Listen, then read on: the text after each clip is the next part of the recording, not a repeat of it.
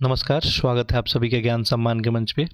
तो हम लोग यहाँ पे यूपी पीसीएस आरओआर से रिलेटेड जो है टेस्ट सीरीज देख रहे थे और इस क्रम में बात करें तो DIE से जो है आपका फेज वन का सारा टेस्ट हम लोग कंप्लीट कर चुके हैं। अभी हम लोग इसका फेज टू का टेस्ट देख रहे थे और इस क्रम में यदि देखेंगे तो इसका टेस्ट नंबर 1 से लेके और 6 तक ये कंप्लीट कर चुके हैं। आज हम लोग इसका टेस्ट नंबर 7वां देखेंगे और इस 7वां जो टेस्ट होगा आपका जीएस का टेस्ट होगा। यदि जीएस की बात करेंगे तो फेज 2 में जो टेस्ट नंबर आपका 4 होगा, क्योंकि हिंदी का हम लोग 2 टेस्ट यहाँ से देखे हैं। तो टोटल ये 7वां टेस्ट होगा। आप देख सकते हैं यहाँ पे ये आरओ का जो है फेज 2 का प्रीलिम्स टेस्ट है और ये टेस्ट नंबर 4 है। अगर बात करें समान अध्ययन का तो साथ साथ इसमें करंट अफेयर की बात करेंगे तो जून जुलाई मंथ का इसमें करंट अफेयर कवर किया गया है। इसके अलावा बात करेंगे तो जीएस वर्ल्ड से फेज 1 और फेज 2 का टेस्ट हम लोग देख चुके हैं। फेज 3 की बात करेंगे तो वो टेस्ट हम लोग अभी देखेंगे। साथ साथ पीसीएस मंत्रा से हम लोग 8 टेस्ट देख चुके हैं। जहाँ तक बात करें अभी यूपी पीसीएस की, ठीक है, तो यूपी पीसीएस में जो है इसका भी टेस्ट हम लोग जल्द ही स्टार्ट करेंगे और थोड़ा सा आप लोग धैर्य बना कर रखेंगे। अभी जैसे ही ये फिनिश होता है उसको हम स्टार्ट करेंगे। पैरेलली दोनों टेस्ट आपको चलते रहेगा, ठीक है। यूपी पीसीएस हो गया और आरओआर हो गया, इसके लिए सफिशिएंट प्रैक्टिस करा दिया जाएगा। साथ ही साथ जो है जैसे मैं बताया था आपको कि करंट अफेयर भी जो है ये हम जल्द ही स्टार्ट करेंगे। तो कोशिश करेंगे कि करंट अफेयर आपको कंटिन्यू मिलता रहे। करंट अफेयर बहुत ही अहम रोल आपके एग्जाम में प्ले करता है। किसी एग्जाम का बात कर दे, स्पेशली आरओआर का नहीं, यूपी पीसीएस दे रहे हैं आप या कोई स्टेट पीसीएस दे रहे हैं, करंट अफेयर का रोल जो आज काफ़ी बढ़ गया है। इसके अलावा जो है यदि बात करेंगे तो जैसे मैं बताया था कि टेलीग्राम ग्रुप आप लोग सारे लोग ज्वाइन कर लेंगे जो भी लोग देख रहे हैं, और टेलीग्राम ग्रुप पे आपको एक एक्स्ट्रा टेस्ट हम प्रोवाइड करेंगे इन टेस्टों के अलावा, ठीक है। जो भी यहाँ पे कर रहे हैं इसके अलावा एक टेस्ट और आपको देंगे और वो टेस्ट क्या करना होगा, आपको विद इन टाइम में आपको सॉल्व करना होगा। फिर उसका आंसर भी हम वहाँ पे आपको प्रोवाइड कर देंगे। चलिए तो जल्द ही स्टार्ट करते हैं, आपको यहाँ बता दिया जाएगा। तो आप लोग टेलीग्राम ग्रुप जो है जल्द से जल्द ज्वाइन कर ले और टेस्ट को जो है ज़्यादा से ज़्यादा शेयर कर दे, ताकि जो है ये कंटेंट जो है ज़्यादा से ज़्यादा लोगों के पास पहुँच जाए। देखिए जो भी बेहतर कंटेंट अवेलेबल होता है आपके पास, जो भी जहाँ से भी आप देखते हैं उसे अधिक से अधिक शेयर करें, ताकि जो भी काफ़ी लोग जो है ऐसे हैं जो अच्छे कंटेंट न मिलने की वजह से मेहनत करने के बावजूद भी एग्जामिनेशन में सफल नहीं हो पाते हैं, तो वैसे लोग आप जो है मदद कर सकते हैं। तो इसको जो है लेक्चर को आप अधिक से अधिक शेयर कर देंगे, ठीक है। एक लोग देखिए 3-4 लोग 5 लोग से भी करेंगे तो काफ़ी हो जाएगा, ठीक है।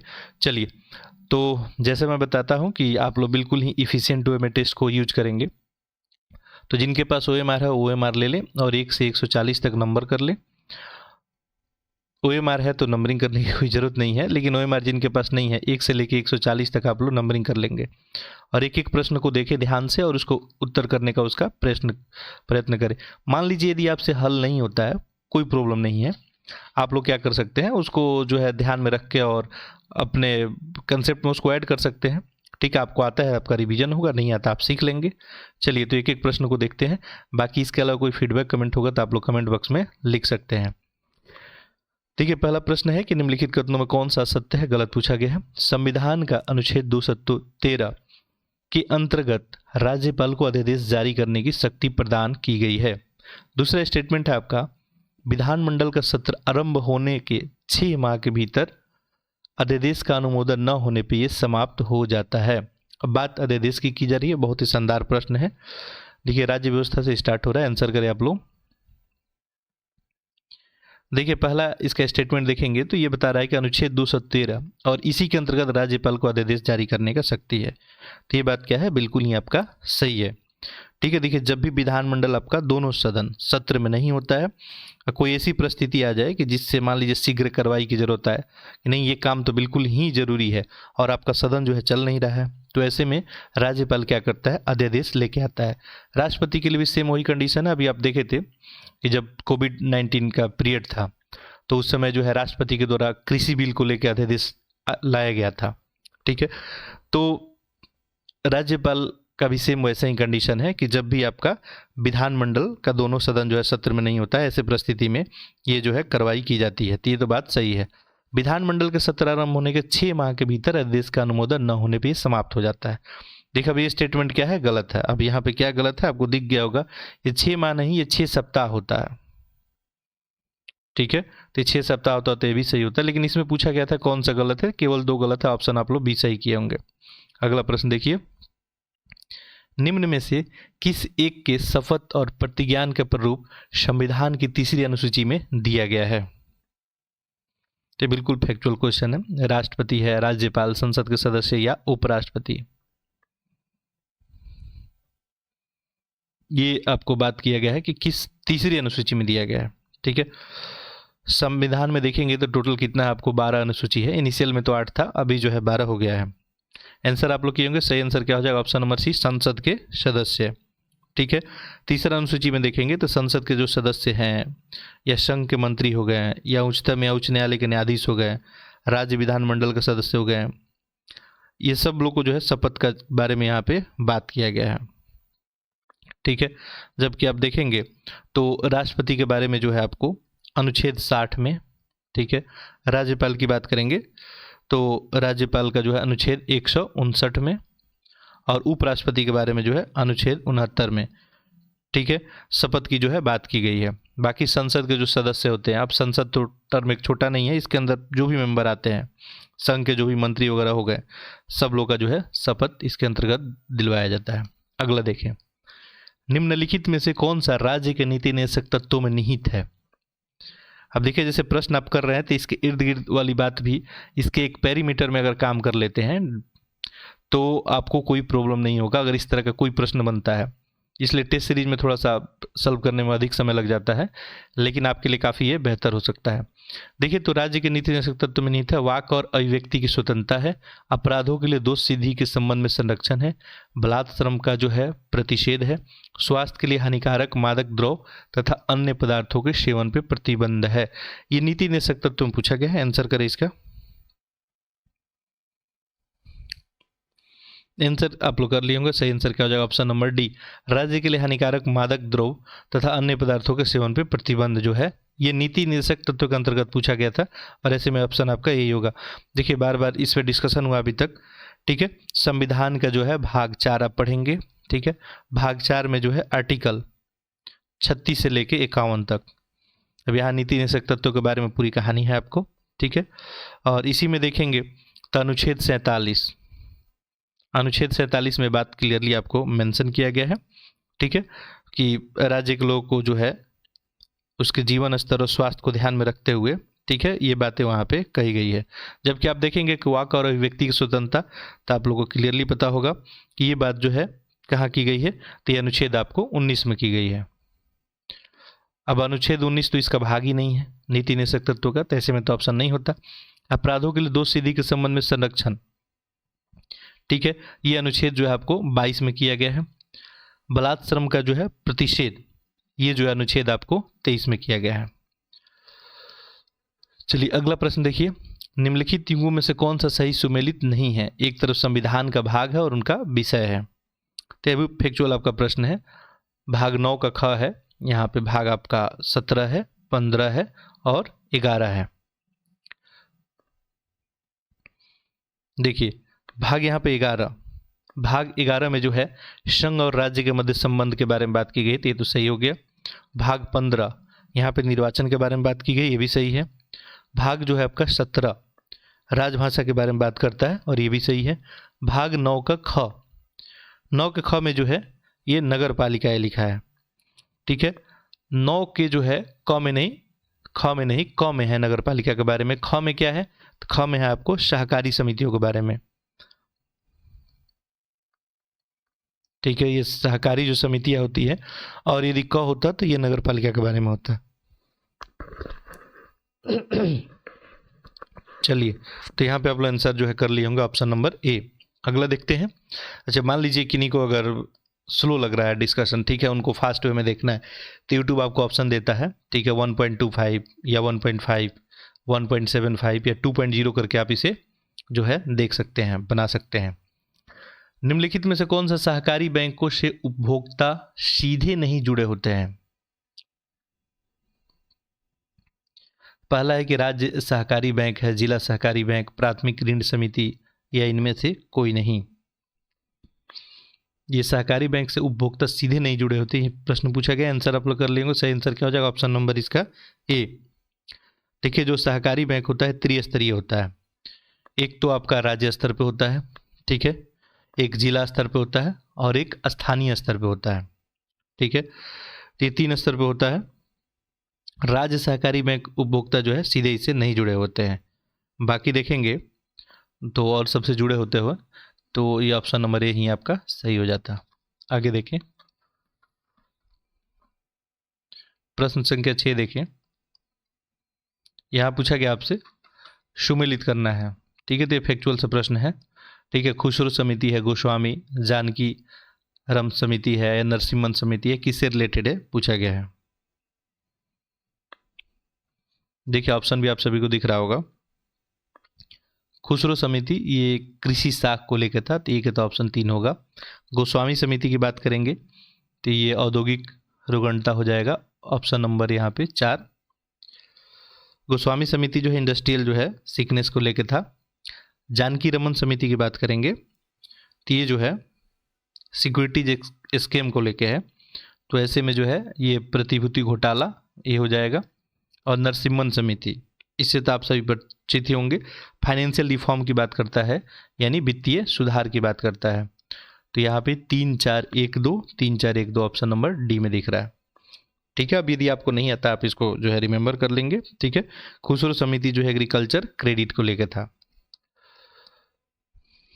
अगला देखिए, निम्नलिखित में से कौन सा सही है। छठी पंचवर्षीय योजना को 1 वर्ष पहले समाप्त करके अनवरत योजना लागू की गई थी। अनवरत योजना की अवधारणा गुन्नार मिड्डर द्वारा प्रस्तुत किया गया था। कौन सा इसमें सही है, पूछा गया है। आंसर करें इसका।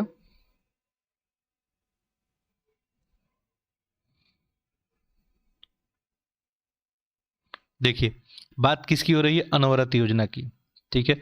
तो पहला स्टेटमेंट आपको दिख रहा है छठी पंचवर्षीय योजना के 1 वर्ष पहले, ठीक है, अनवरत योजना लाया गया था, तो ये स्टेटमेंट क्या हो गया, गलत हो गया क्लियरली, ठीक है। ये जो है 5वीं पंचवर्षीय योजना के 1 वर्ष पहले की बात है, यानी 1974 से 78 तक, ठीक है। और इससे पहले यानी 1 अप्रैल 1978 को पेश किया गया था और अनवरत योजना की बात इसी में की गई थी, ठीक है। तो ऐसे में तो पहला स्टेटमेंट आपका गलत हो गया। दूसरा, अनवरत योजना की अवधारणा जो है गुन्नार मिड्डर के द्वारा प्रस्तुत किया गया था, ठीक है। तो इसका प्रतिपादन जो है गुन्नार मिड्डर के द्वारा ही किया गया था। उनका एक पुस्तक था एशियन ड्रामा, ठीक है, इसी में किया गया था, तो ये तो सही है। तो यहाँ पे ऑप्शन क्या बनेगा, बी बन जाएगा। अगला देखिए, निम्नलिखित में से किस प्रकार की बेरोजगारी पूर्ण रोजगार की स्थिति में बनी रह सकती है। घर्षण जनित बेरोजगारी है, संरचनात्मक बेरोजगारी, चक्रीय या प्रच्छन्न बेरोजगारी। बहुत ही अच्छा प्रश्न है। बेरोजगारी पूछा गया है पूर्ण रोजगार की स्थिति में बनी रह सकती है। जब पूर्ण रोजगार हो तभी ये कंडीशन आपको देखने को मिल सकता है।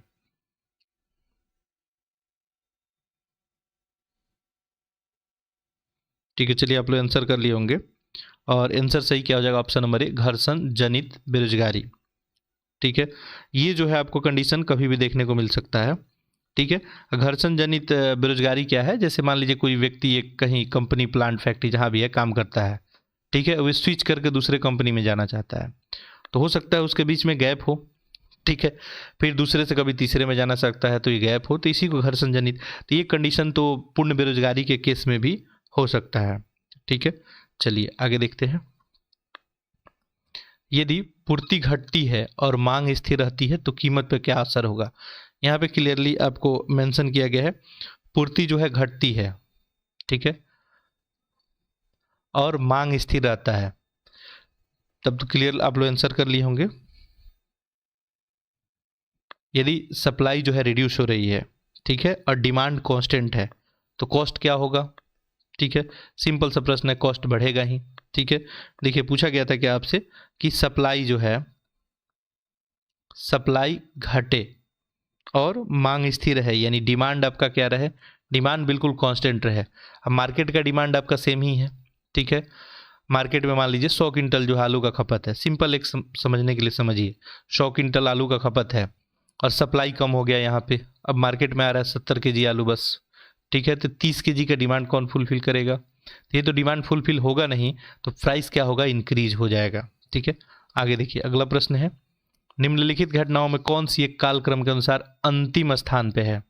सार्जेंट योजना है, वुड का घोषणा, सेंडलर आयोग, हंटर आयोग। तो ये तो बिल्कुल फैक्चुअल प्रश्न है, अब आपको इसमें ईयर पता होना चाहिए। ठीक है, आंसर आप लोग कर लिए होंगे। सार्जेंट योजना कब आया था? ठीक है, तो ये 1944 में। वुड का घोषणा पत्र की बात करें तो ये जो 1854 में। सैंडलर आयोग जो है 1917, और लास्ट है आपका हंटर आयोग। तो हंटर आयोग जो है आपका 1882। तो इसमें पूछा गया कि सबसे आखिरी में, और सबसे आखिरी में आपको दिख रहा है सार्जेंट योजना ही। ठीक है, अगला देखते हैं प्रश्न संख्या 11।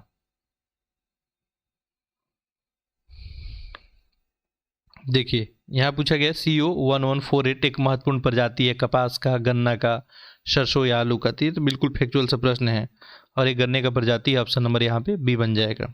अगला देखिए, भारतीय संविधान के निम्नलिखित संशोधनों में से किसके अंतर्गत भारत में महिलाओं के लिए ग्राम पंचायतों में 30% स्थान आरक्षित किया गया? ठीक है, कौन से संशोधन में 30% आरक्षण दिया गया, ये पूछा गया है। तो वो फैक्चुअल ही है, और ये था आपका 73वां संशोधन। ठीक है, आप लोग डी किए होंगे, और इसी में जो है 243D ऐड किया गया, संशोधन करके 243D। और इसी में बात किया गया कि प्रत्येक पंचायत में जो है प्रत्यक्ष निर्वाचन के द्वारा जो भी भरे जाने वाला स्थान है, कुल संख्या का कम से कम 1/3 जो है महिलाओं के लिए आरक्षित रहेगा। अगला देखिए, निम्न कथनों विचार कीजिए। पल्लव शासक जो है नरसिंह वर्मन प्रथम के समय जो है मामल शैली का विकास हुआ था। इनके समय बने 21 मंदिरों को रथ कहा जाता था। इनमें कौन सा सही है, यह आपको बताना है। देखिए तो अच्छा प्रश्न है, आंसर आप लोग कर लेंगे। सही आंसर क्या हो जाएगा इसका? ऑप्शन नंबर सी, दोनों स्टेटमेंट ही सही है। जो पल्लव शासक थे नरसिंह वर्मन प्रथम, ठीक है, इनका टाइम पीरियड देखेंगे तो 630 से लेके 668 ईस्वी तक, और इसी के अंतर्गत जो है मामल शैली का विकास हुआ था। 2 प्रकार का स्मारक इसमें बनाया जाता था, एक तो मंडप तथा एकास मंदिर, जिन्हें रथ भी कहा जाता था। ठीक है, एक मंडप बना तथा एकास मंदिर, तो दोनों ही यहाँ पे सही है। चलिए अगला देखते हैं, निम्नलिखित में से कौन तीसरी पीढ़ी संगणन का मुख्य इलेक्ट्रॉनिक अव्यय है? थर्ड जनरेशन कंप्यूटर के बारे में सिंपल सा पूछा जा रहा है। ठीक है, आंसर करें। ट्रांजिस्टर, प्रकाशीय तंतु, समेकित परिपथ, इलेक्ट्रॉनिक ट्यूब। आंसर आप लोग कर लेंगे। सही आंसर ऑप्शन नंबर सी होगा। ठीक है, देखिए इसमें देखेंगे तो इंटीग्रेटेड सर्किट की बात की गई है, तो इसलिए इस तरह का कोई प्रश्न आता है तो थोड़ा इसका जो है इंग्लिश वर्जन भी आप देख लेंगे। ठीक है, इंटीग्रेटेड सर्किट। तो इंटीग्रेटेड सर्किट जो है तीसरी पीढ़ी का जो है आपका ये थर्ड जनरेशन कंप्यूटर हो जाएगा। इसका खोज कब हुआ था आपका? तो 1964 में। ठीक है, ये भी थोड़ा ध्यान रखेंगे। अगला देखते हैं प्रश्न संख्या 15। निम्नलिखित में से कौन एक महाभारत के तेलुगु अनुवादों के लिए विख्यात नहीं है? कंबन, नन्नयन, टिक्कन या यरन? आंसर करें।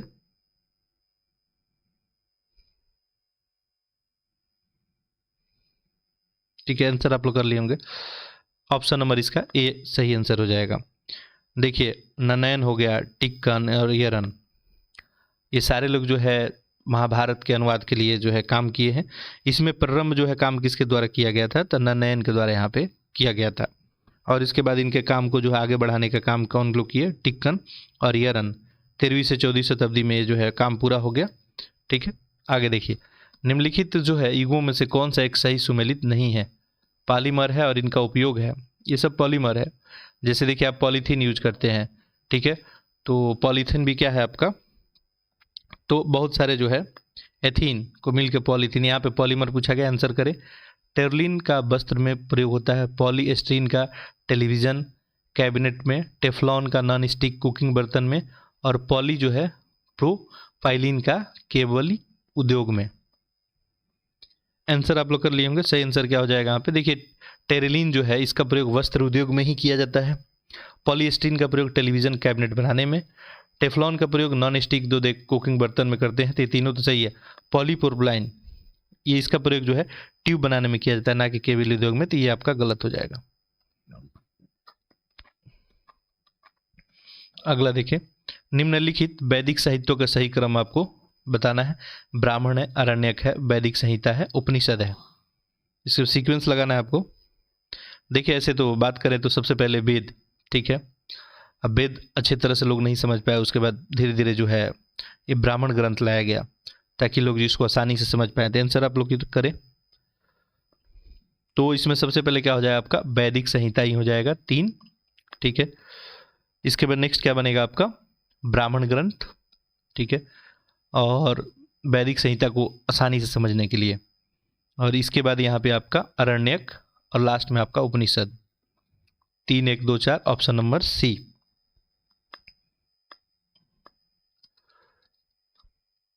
इसमें आपको सुमेलित करना है, एक तरफ फसल है किस में है, तो ये तो बिल्कुल फैक्चुअल प्रश्न है, ठीक है। जैसे चना है, मटर है, मसूर है, उड़द है, तो इसका जो है आप लोग आंसर कर लिए होंगे। देखिए चना की बात करेंगे तो इसका किस्म कौन हो जाएगा, सम्राट, ये 2 बन गया।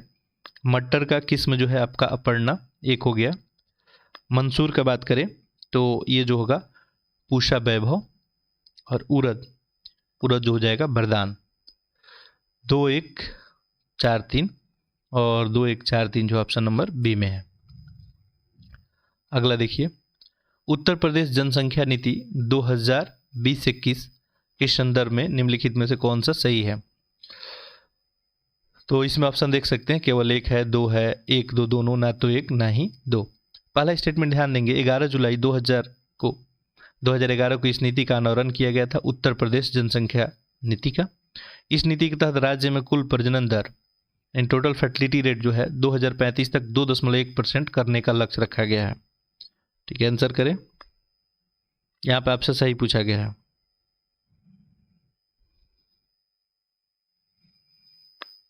देखिए तो 11 जुलाई जो है 2021 को, ठीक है, 11 जुलाई 2021 को मुख्यमंत्री के द्वारा जो है आप देखेंगे तो विश्व जनसंख्या दिवस के अवसर पे आपको उत्तर प्रदेश में जनसंख्या नीति बनाया गया 2021 से 23 के लिए। कब, 11 जुलाई 2021 को। और इसी में टारगेट किया गया कि 2000 जो है 26 तक, 2026 तक क्या करेंगे हम लोग, ये 2035 नहीं, 2026 तक हम लोग टारगेट करेंगे क्या कि 2.1% TFR लेके आ जाए, यानी टोटल फर्टिलिटी रेट। और टारगेट किया गया है कि 2030 तक जो हम लोग 1.9% तक लेके आ जाएं। तो यहाँ पे 11 जुलाई 2011 लिख दिया है, तो ऐसे में तो ये गलत हो जाएगा आपका, ठीक है। इसके बाद देखेंगे तो ये 2035 है, तो ये भी स्टेटमेंट आपको सही नहीं होगा। यहाँ पे पूछा गया था सही, अच्छा यहाँ पे मान लीजिए ये 2021 होता तो ये स्टेटमेंट सही हो जाता, दोनों गलत हो गया यहाँ पे, तो ऑप्शन आप डी कर लेंगे, ठीक है। चलिए अगला है, निम्नलिखित देशों में से कौन सा एक ब्रह्मपुत्र नदी के बहाव क्षेत्र के अंतर्गत नहीं आता है। तो ये तो आसान सा प्रश्न है कि ब्रह्मपुत्र नदी जो है आपको कहाँ से उसका उद्गम होता है और कहाँ कहाँ जाती है, ठीक है, कहाँ जाके समुद्र में मिल जाती है। तो बीच का आपसे पाथ पूछा गया है, तिब्बत, बांग्लादेश, भारत, भूटान। आप लोग आंसर कर लिए होंगे, सही ऑप्शन क्या हो जाएगा यहाँ पे, ऑप्शन नंबर सी भूटान। देखिए तिब्बत से निकलता है ब्रह्मपुत्र नदी आपको, यरलुंग जो है जांगबो नदी, ठीक है। तो यरलुंग जांगबो नदी जो है तिब्बत में इसको बोलते हैं। फिर ये नदी भारत में जैसे इंटर करता है तिब्बत से, तो यहाँ इसका नाम क्या हो जाता है, ब्रह्मपुत्र नदी, ठीक है। और ब्रह्मपुत्र नदी के नाम से हम लोग इसको जानते हैं। इसके बाद ब्रह्मपुत्र नदी जो है ये आपको बांग्लादेश, ठीक है। तो ये इसका क्रम हो गया। चलिए अगला देखते हैं, प्रश्न संख्या 21। निम्नलिखित युग्मों में से सही सुमेलित नहीं है। उत्तर प्रदेश की सबसे लंबी सीमा, यानी सीमा रेखा जो है मध्य प्रदेश के साथ शेयर करता है। मध्य प्रदेश से 3 तरफ से घिरा हुआ उत्तर प्रदेश का जिला सोनभद्र है। देखिए मैप का मैं बार बार बताता हूँ, यूपी स्पेशल मैप का वीडियो पड़ा हुआ है, जाके आप देख सकते हैं प्लेलिस्ट में। उत्तर प्रदेश का सबसे कम जिलों का स्पर्श करने वाला जिला ललितपुर। उत्तर प्रदेश का सर्वाधिक जिले को स्पर्श करने वाला जिला बदायूं। इसमें आपको गलत ढूंढना है। ठीक है, पहला बात तो बिल्कुल सही है, उत्तर प्रदेश सबसे ज़्यादा लंबा सीमा रेखा किससे, मध्य प्रदेश से ही शेयर करता है। ठीक है, मध्य प्रदेश उत्तर प्रदेश की बात करेंगे तो 11 जिला लगभग स्पर्श करता है। ठीक है, और सबसे कम सीमा रेखा अगर आपसे पूछा जाता है तो हिमाचल प्रदेश करता है। ठीक है, ये भी बात ध्यान रखेंगे।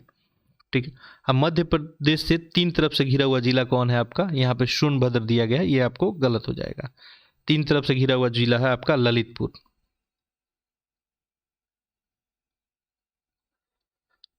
ठीक है, तो ये बात आप ध्यान रखेंगे। बाकी जो उत्तर प्रदेश में सर्वाधिक जिलों को स्पर्श करने वाला जिला जो है बदायूं ही है, तो ये सही है। ठीक है, चलिए अगला देखते हैं।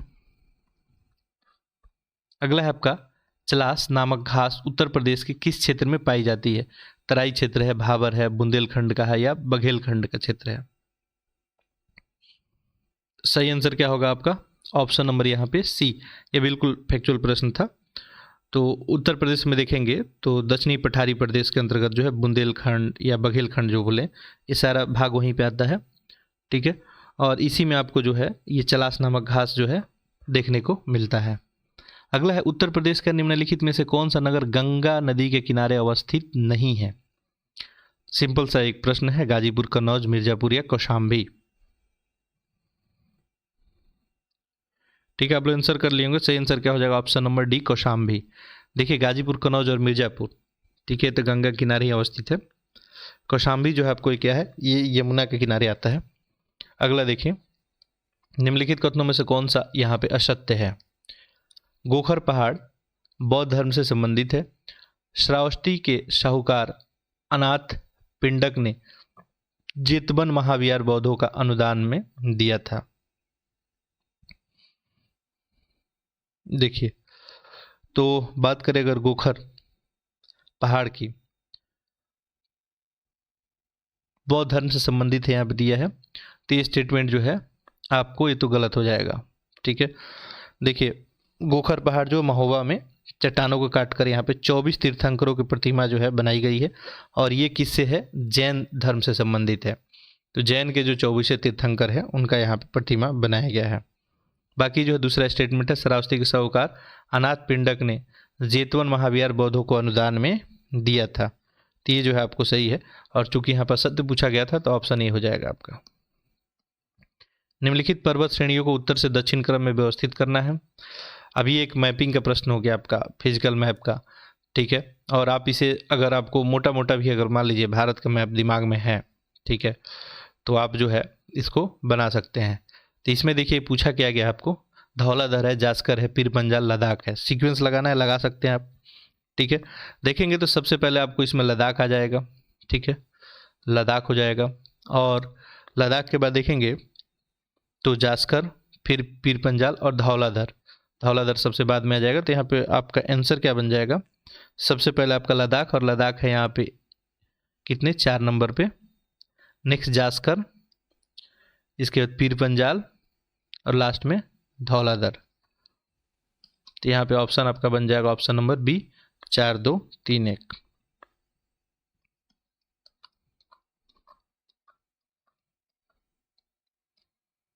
अगला प्रश्न है आपका, निम्नलिखित सूक्ष्म जीवधारियों में से कौन सा जो है एक भोजन के विषाक्त होने के लिए उत्तरदायी होता है। ठीक है, भोजन विषाक्त जब बन जाता है उसके लिए जिम्मेवार कौन होता है, एस्परजिलस है, लैक्टोबैसिलस है, क्लास्ट्रीडियम जो है, बार्टुलिनियम है, या राइजोबियम है। आंसर करें।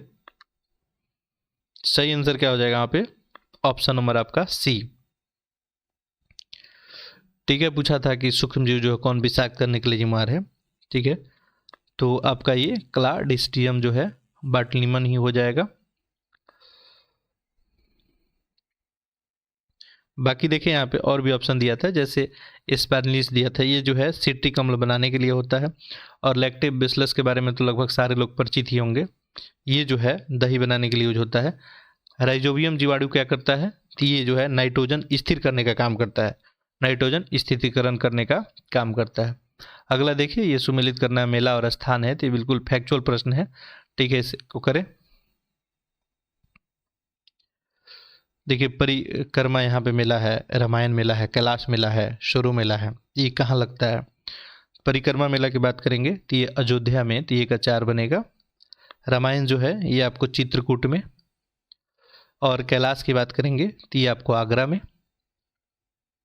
और शोरो जो है कासगंज में। 4 2 3 1, 4 2 3 1 ऑप्शन नंबर बी। अगला देखते हैं प्रश्न संख्या 28। निम्नलिखित में से कौन सी एक परियोजना नर्मदा नदी पे अवस्थित है? गांधी सागर है, राणा सागर, जवाहर या इंदिरा सागर? ठीक है, आंसर करें। देखिए आप देखेंगे तो ये गांधी सागर है, राणा सागर है, जवाहर सागर है, इन सब के बारे में आप परिचित होंगे। ये तीनों जो है, गांधी सागर आपका मध्य प्रदेश में है, ठीक है, ये आपको मध्य प्रदेश का हो गया। राणा सागर की बात करेंगे तो ये जो है राजस्थान हो गया, और जवाहर भी, ये भी राजस्थान ही हो गया। ये तीनों चंबल नदी पर प्रोजेक्ट है आपका, ठीक है। ये पूछा है नर्मदा का, तो यहाँ पे जो इंदिरा सागर है आपका, इंदिरा सागर ये मध्य प्रदेश में ही है, और ये नर्मदा नदी का प्रोजेक्ट है। बाकी ये तीनों किसका है, तो इसको भी ध्यान रखेंगे, तीनों जो है आपको चंबल नदी पे है। गांधी सागर, जवाहर सागर और राणा प्रताप सागर। अगला है जनगणना 2011 के अनुसार जनजातियों की संख्या के मामले में प्रथम 3 राज्य बताना है। ये जनजातियों की संख्या में बताना है आपको, आंसर करें। ठीक है, ट्राइबल्स के बारे में आपसे पूछा गया है, आंसर आप लोग इसका कर लिए होंगे। सही आंसर क्या हो जाएगा? आप ऑप्शन नंबर डी, सबसे ज़्यादा मध्य प्रदेश में, फिर आपको महाराष्ट्र, फिर आपको उड़ीसा। ठीक है, आप देखेंगे 2011 का जनगणना, तो उसमें जो है भारत में कुल कितनी जनजातीय प्रतिशत बताया गया है? कुल जनसंख्या का 8.6%। ठीक है, ये बताया गया है, और सबसे ज़्यादा मध्य प्रदेश में है, फिर महाराष्ट्र, फिर उसका बाद उड़ीसा का स्थान आता है। अगला देखिए, ठीक है, प्रश्न संख्या 30 ही था। मालवा के पठार के संबंध में निम्नलिखित कथनों में से कौन सा सही है? ठीक है, ऑप्शन आप सभी को दिख रहा होगा। देखिए पहला ऑप्शन है इसमें, यह अरावली तथा विंध्य श्रृंखला के मध्य स्थित है। नर्मदा नदी इसके उत्तर सीमा का निर्धारण जो है करती है। तो ये भी एक मोटा मोटा माने तो मैपिंग का ही एक से प्रश्न जो है पूछा गया है। ठीक है, मालवा के पठार के बारे में देखिए, मालवा का पठार जो है अरावली और विंध्य, ये दोनों के बीच ही ये उच्च भूमि एक है। तो ये तो स्टेटमेंट आपका सही बन गया। नर्मदा नदी इसके उत्तरी सीमा का निर्धारण करता है, तो नर्मदा नदी जो है उत्तरी नहीं है, दक्षिणी सीमा में स्थित है। तो ये तो क्लियरली आपको गलत हो जाएगा। ठीक है, तो ऐसे में आंसर यहाँ पूछा गया था सही, तो सही केवल एक है। निम्न कथनों विचार कीजिए। देखिए पहला स्टेटमेंट है, राष्ट्रकूट शासक अमोघवर्ष ने मान्यखेत को अपनी राजधानी बनाई थी। अमोघवर्ष जैन जो है मत अनुयायी होते हुए भी हिंदू देवी देवताओं का सम्मान करते थे। इसमें असत्य कथन आपको बताना है।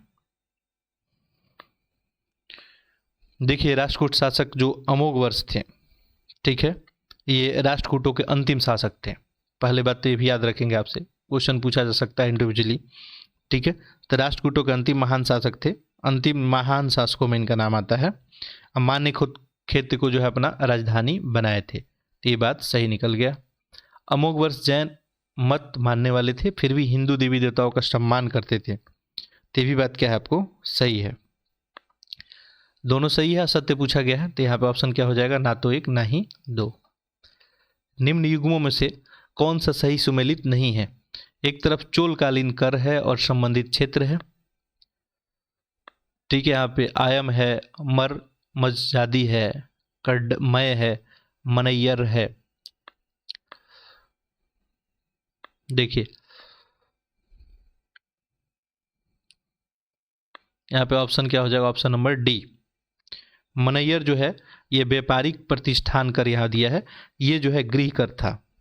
ठीक है, तो ध्यान रखेंगे, ये टर्मिनोलॉजी से कभी कभी प्रश्न जो है पूछा जाता है। तो ये क्या था? गृह कर था। और इसके अलावा देखेंगे तो सारा सही है। ये व्यापारिक प्रतिष्ठान कर जो है इसको क्या बोलते थे? तो इसको कड़ैयर बोलते थे।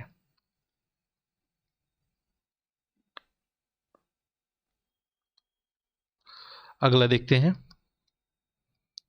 कलहन जो है कृत राजतरंगिणी। ठीक है, राजतरंगिणी डैश सर्गों में विभक्त है तथा डैश भाषा में लिखी गई है। आंसर कीजिए। आंसर आप लोग कर लिए होंगे। देखिए कलहन जो है, जो लोहार वंश के शासक थे हर्ष, उन्हीं के दरबारी थे और इनके समय जो है ये राजतरंगिणी जो लिखा गया, इसमें जो है 8 सर्ग थे और इस संस्कृत भाषा में लिखा गया, तो ऑप्शन यहाँ पे डी बन जाएगा। नील नदी भूमध्य सागर से गिरते हुए किस प्रकार के डेल्टा का निर्माण करती है? चपाकार है, त्रिभुजकार है। देखिए नील नदी के बारे में पता ही होगा आपको, विश्व की सबसे लंबी नदी है, ठीक है। और नील नदी के दोनों साइड में देखेंगे तो काफ़ी उपजाऊ मिट्टी वगैरह है और इसके द्वारा पूछा गया है कि जो आपका डेल्टा बनता है तो त्रिभुजकार बनता है। ऑप्शन नंबर यहाँ पे बी हो जाएगा। अगला देखें प्रश्न संख्या 35। यहाँ देखिए क्या पूछा गया है, क्षारीय भूमि सुधारक के रूप में प्रयुक्त होने वाला रसायन। क्षारीय भूमि सुधारक के रूप में तो यहाँ पे कैल्शियम कार्बोनेट यूज करते हैं, कैल्शियम सल्फेट, कैल्शियम ऑक्साइड या सोडियम ऑक्साइड। देखिए जो भी क्षारीय मिट्टी होती है, ठीक है, यहाँ पे क्षारीय मिट्टी की बात हो रही है, तो जो भी क्षारीय मिट्टी होती है इसमें क्या होता है, आपको सोडियम का मात्रा ज़्यादा होता है। अब सोडियम का मात्रा ज़्यादा होगा कि ये जो है पौधों को बढ़ाने में बाधक होगा। अब ऐसे में आपको जो है इसको मिनिमाइज करना पड़ेगा। जैसे में यहाँ पे क्या यूज करते हैं हम लोग, calcium sulphate. Calcium sulphate use होता है या जिप्सम यूज होता है आपको।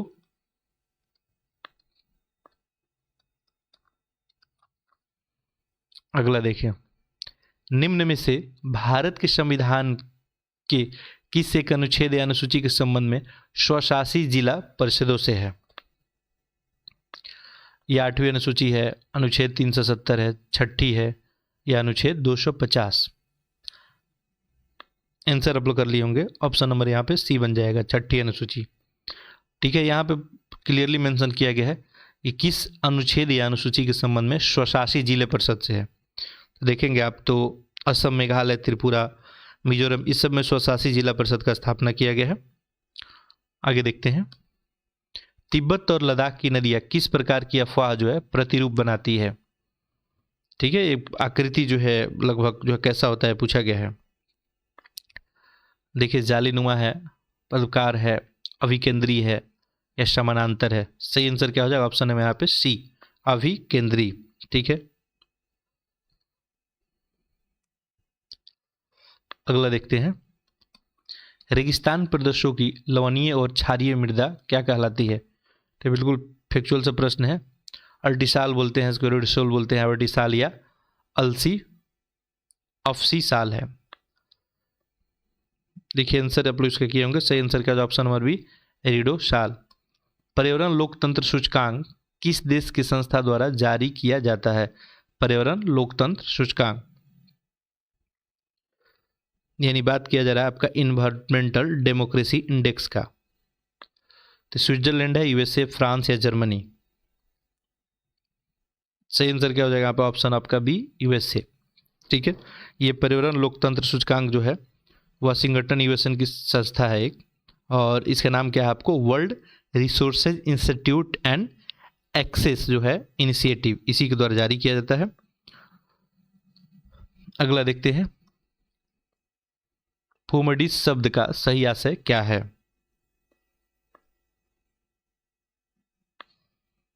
ठीक है, प्रश्न संख्या 39 था, ठीक है, 40।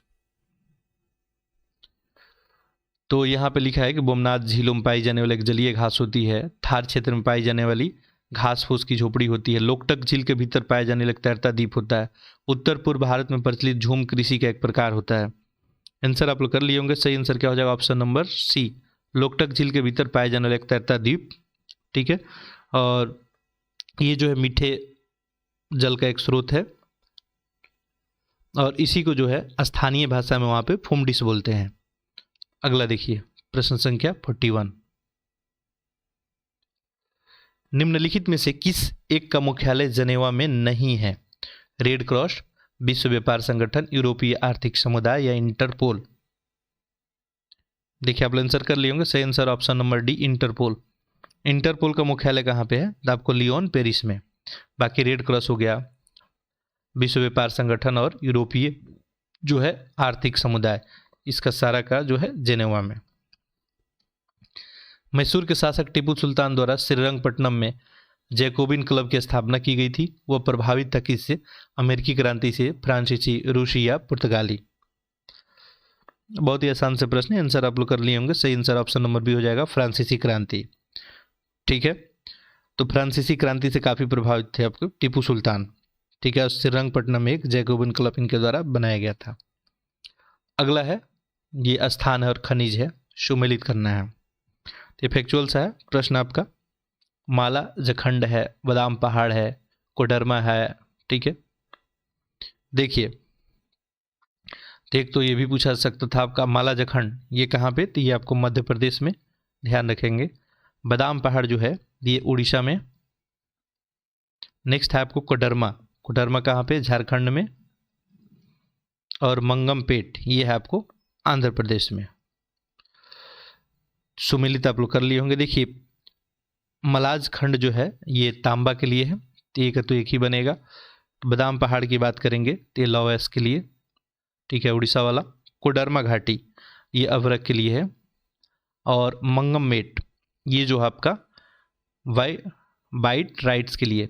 ये जो है 1 2 3 4 ऑप्शन नंबर ए ही आपको सही है। 44 देखते हैं।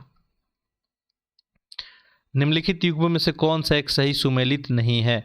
एक तरफ नदी है और एक तरफ उद्गम स्थल है। पेरियार है, स्वर्णरेखा है, बैतरणी है, वेगाई है। आंसर करें।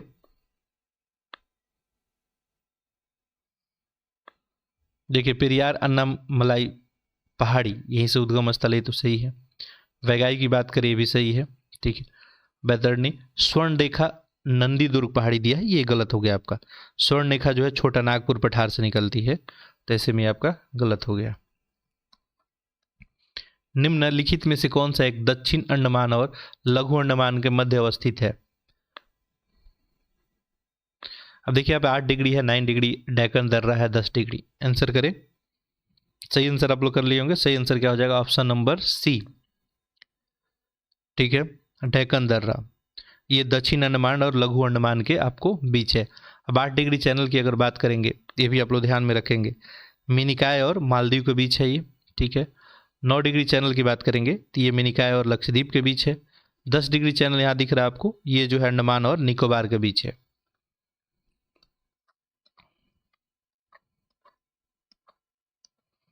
एक तरफ द्वीप है और सीमांत सागर पूछा गया है, सुमेलित करना है। ठीक है, आंसर करें इसका।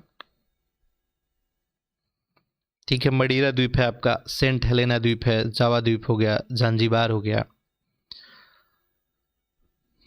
देखिए, तो मडीरा द्वीप की बात करेंगे तो एक कैरिबियन सागर 1 का 2 हो जाएगा। सेंट हेलेना जो होगा बाल्टिक सागर। जावा हो गया आपका शुल्लू सागर। जंजीबार ये जो हो गया आपका अरब सागर। 2 1 4 3 जो है ऑप्शन नंबर सी में है। कथन कारण दिया गया है, उसमें पहला देखें कथन, जहाँ तापक्रम ऊंचा रहता है एवं वाष्पीकरण अधिक होता है, ठीक है, वहाँ पे लवणता अधिक होता है। भूमध्य रेखीय भागों में लवणता सर्वाधिक पाई जाती है। बहुत ही अच्छा प्रश्न है, आंसर करें। ठीक है, पहले ही दिया है कि जहाँ तापक्रम ज़्यादा होता है, ठीक है, और आपका वाष्पीकरण ज़्यादा होता है तो वहाँ लवणता अधिक होता है, बात सही है। अब भूमध्य रेखीय भागों में देखेंगे तो लवणता ज़्यादा होता है, तो ऑप्शन ए हो जाएगा। ए आर दोनों सही है, आर ए का सही व्याख्या भी कर रहा है। अगला प्रश्न देखिए, मॉलिब्डेनम का सर्वाधिक उत्पादन करने वाला क्लाइमेक्स खान कहाँ स्थित है?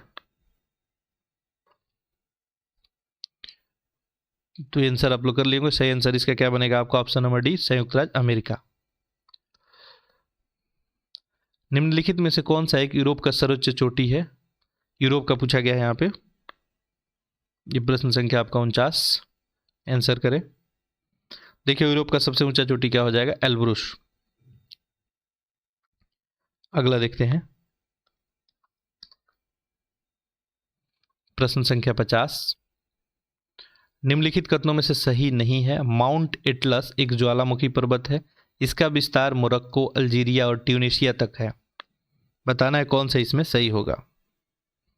देखिए सही आंसर क्या बन जाएगा यहाँ पे, ऑप्शन नंबर आपका जो है केवल एक। ठीक है, माउंट एटलस जो है ज्वालामुखी पर्वत है।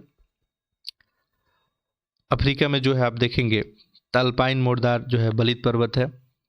तो ऐसे में जो है यहाँ पे क्या लिखा था कि ज्वालामुखी पर्वत है, तो ये तो गलत हो जाता, चूंकि गलत ही पूछा था तो इसलिए ऑप्शन ए ही होता। बाकी इसका विस्तार की बात करें तो मोरक्को आपका, अल्जीरिया हो गया, ट्यूनीशिया, ये सब सही है। ठीक है, तो माउंट एटलस कैसा है, तो एक अल्पाइन मोरदार जो है बलित पर्वत का एक उदाहरण है। ठीक है, चलिए अगला देखते हैं।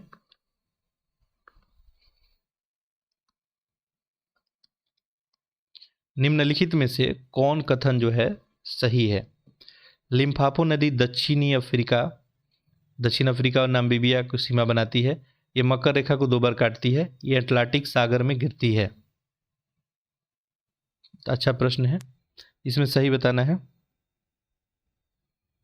देखिए पहला ऑप्शन तो आपका गलत हो जाएगा। लिम्फाफो नदी जो है दक्षिण अफ्रीका और नामीबिया, ये जिम्बाब्वे के बीच सीमा बनाती है। ठीक है, और नेक्स्ट दिया है ये मकर रेखा को 2 बार काटती है, ये बात सही है। पहले भी हम लोग इस प्रश्न को डिस्कस कर चुके हैं। और ये अटलांटिक सागर में गिरती है, तो ये जो है आपको गलत हो गया। ये जो है आपको हिंद महासागर में गिरती है। तो यहाँ पे केवल 2 सही है और सही पूछा गया, तो ऑप्शन यहाँ पे सी हो जाएगा। निम्न में से कौन सा युग्म सही सुमेलित नहीं है। राष्ट्रीय चीनी अनुसंधान कानपुर में है। ये आपको Indian institute of handloom technology Banarasi, Indian grain storage management and research institute Baghpat, न्यायिक प्रशिक्षण और अनुसंधान लखनऊ। चलिए आप आंसर कर लिए होंगे, क्योंकि यहाँ पूछा गया कौन सही सुमेलित नहीं है, तो आंसर क्या बन जाएगा, ऑप्शन नंबर सी। बाकी सब सही है। देखिए Indian grain storage management and research institute, ये जो है आपको हापुड़ में स्थित है। ठीक है, चलिए सूची 1 को सूची 2 से सुमेलित करना है। एक तरफ झील है और एक तरफ जिला है। मुराय ताल है, देवरिया ताल, बेती झील या करेला झील। देखिए मुराय ताल ये आपको कहाँ पे, फतेहपुर में। देवरिया झील की बात करेंगे, ये कन्नौज। बेंती झील, ठीक, बेंती झील आपको प्रतापगढ़ में। और लास्ट हो गया करेला झील, ये जो आपको लखनऊ में। 3-1-4-2 ऑप्शन नंबर डी में। अगला देखते हैं प्रश्न संख्या 54।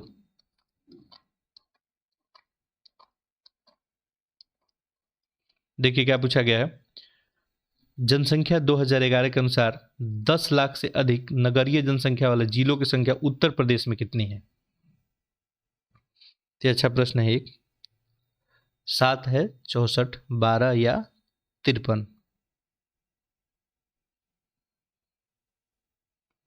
ठीक है, आंसर यहाँ पे क्या बन जाएगा आपका, ऑप्शन नंबर सी, 12। ठीक है, 10 लाख से या उससे अधिक आबादी वाला पूछा था, तो वैसे में जो है टोटल संख्या लगभग 12 है यहाँ पे। अगला देखें, उत्तर प्रदेश में कुएं द्वारा सर्वाधिक सिंचाई किस क्षेत्र में की जाती है। पश्चिमी उत्तर प्रदेश, गंगा घाटी का मध्यवर्ती क्षेत्र, बुंदेलखंड है, गंगा घाटी का निम्नवर्ती क्षेत्र। पैरेलली आप लोग आंसर करते रहेंगे। देखिए सही आंसर इसका क्या हो जाएगा, ऑप्शन नंबर आपका बी, कुओं द्वारा गंगा घाटी के जो है मध्यवर्ती क्षेत्र में। ऐसे तो देखेंगे कि उत्तर प्रदेश में सबसे ज़्यादा सिंचाई किससे की जाती है, तो ये आपको नलकूपों के द्वारा, नलकूपों के द्वारा उत्तर प्रदेश में देखेंगे आप तो लगभग जो है 70%। ठीक है, 70% यहाँ पे सिंचाई की जाती है। इसके बाद देखेंगे तो नहर से लगभग 17% के करीब में। और इसके बाद देखेंगे तो कुएं द्वारा, और ये गंगा के जो है मध्यवर्ती क्षेत्र में जनरली आपको देखने को मिलता है, जिसमें आप देखेंगे तो सुल्तानपुर, फैजाबाद, बहराइच वगैरह यहाँ पे आपको देखने को मिलेगा। अगला देखिए, उत्तर प्रदेश में राष्ट्रीय ताप विद्युत निगम द्वारा स्थापित निम्नलिखित में से कौन सा संयंत्र गैस आधारित है। सिंगरौली, ऊंचाहार, टांडा या दादरी। आंसर क्या बन जाएगा यहाँ पे, ऑप्शन नंबर आपका डी, दादरी। बिल्कुल फैक्चुअल सा प्रश्न था, एनटीपीसी के द्वारा लगाया गया है। ठीक है, तो ये ताप विद्युत निगम द्वारा पूछा था कौन सा जो है गैस संयंत्र आधारित है, तो ये दादरी वाला ही है। बाकी देखेंगे तो एनटीपीसी के द्वारा ताप जो विद्युत संयंत्र लगाया गया उत्तर प्रदेश में वो सिंगरौली भी है आपको, ठीक है, और सिंगरौली सोनभद्र में पड़ता है। फिर आपका देखेंगे तो रिहंद जो है सोनभद्र में, उसके अलावा दादरी जो है गौतम बुद्ध नगर में, ठीक। अगला देखते हैं,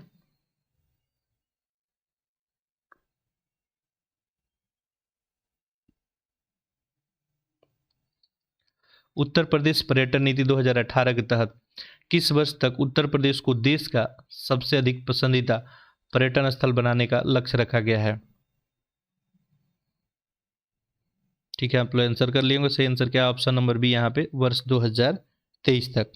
जो पर्यटन नीति 2018 आया था उसी में टारगेट किया गया था कि देश का जो है सबसे ज़्यादा पसंदीदा पर्यटन स्थल उत्तर प्रदेश को बनाना है, और उसके लिए 5,000 करोड़ का निवेश भी यहाँ पे उसकी भी बात की गई थी।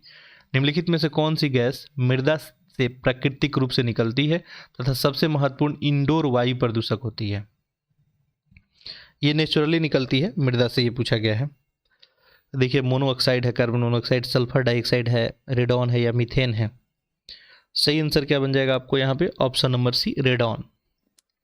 ठीक है, ये रंगहीन गंधहीन रेडियो एक्टिविटी अक्रिय गैस होती है और ये जनरली जो है मृदा से प्राकृतिक रूप से निकलती है और वायु प्रदूषण भी करती है ये।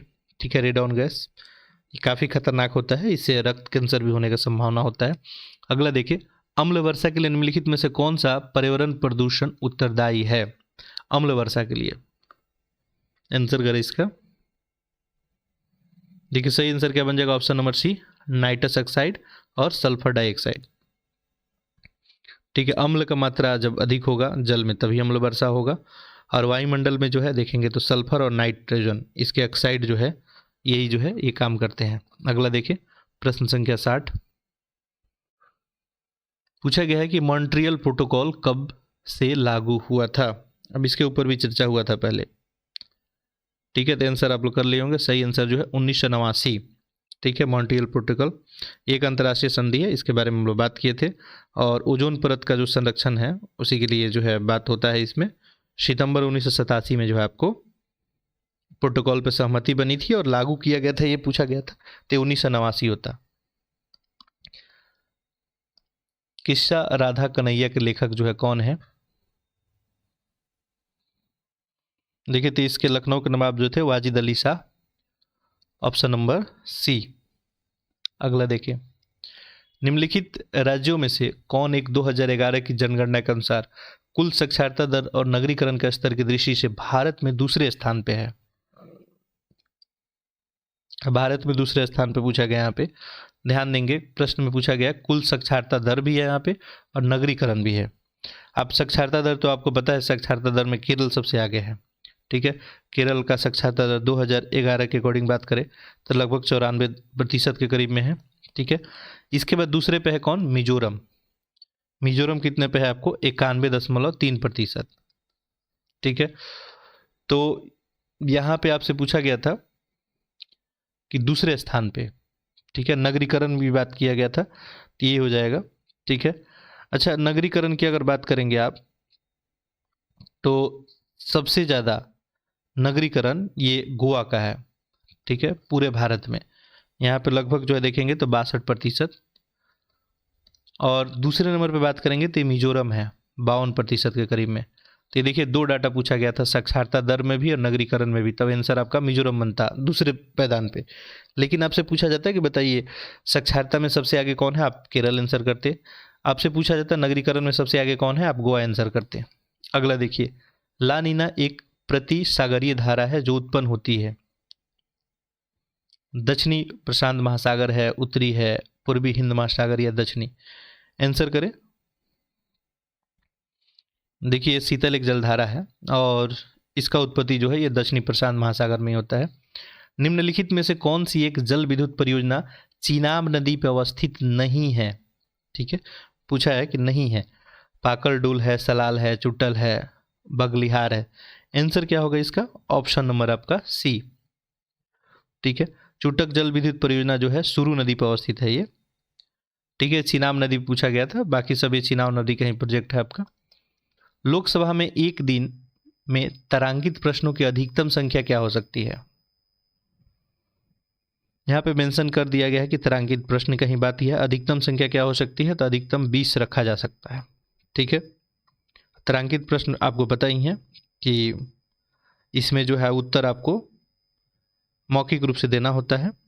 ठीक है, अगला देखिए, मूल अधिकारों के अंतर्गत वर्णित भारत के राज्य क्षेत्र के किसी भी भाग में निवास करने और बस जाने तथा सर्वत्र अबाध विचरण के अधिकार को राज्य द्वारा किस आधार पर सीमित किया जा सकता है? अनुसूचित जातियों के हितों के संरक्षण के, स्थानीय जनता के हितों का संरक्षण, दोनों, या राज्य द्वारा इस अधिकार को सीमित किया जा सकता है। देखिए क्लियरली क्वेश्चन में देखेंगे तो क्या पूछा गया कि मूल अधिकारों के अंतर्गत वर्णित भारत के राज्य क्षेत्र में किसी भी भाग में निवास करने या बस जाने और सर्वत्र आबाद विचरण करने का अधिकार को राज्य द्वारा आधार पर सीमित किया जा सकता है। आंसर आप लोग कर लिए होंगे, अनुसूचित जातियों के हितों में संरक्षण की बात हो तभी भी और स्थानीय जनता के हितों में हो तभी भी। तो आंसर यहाँ पे क्या बनेगा, सी बनेगा।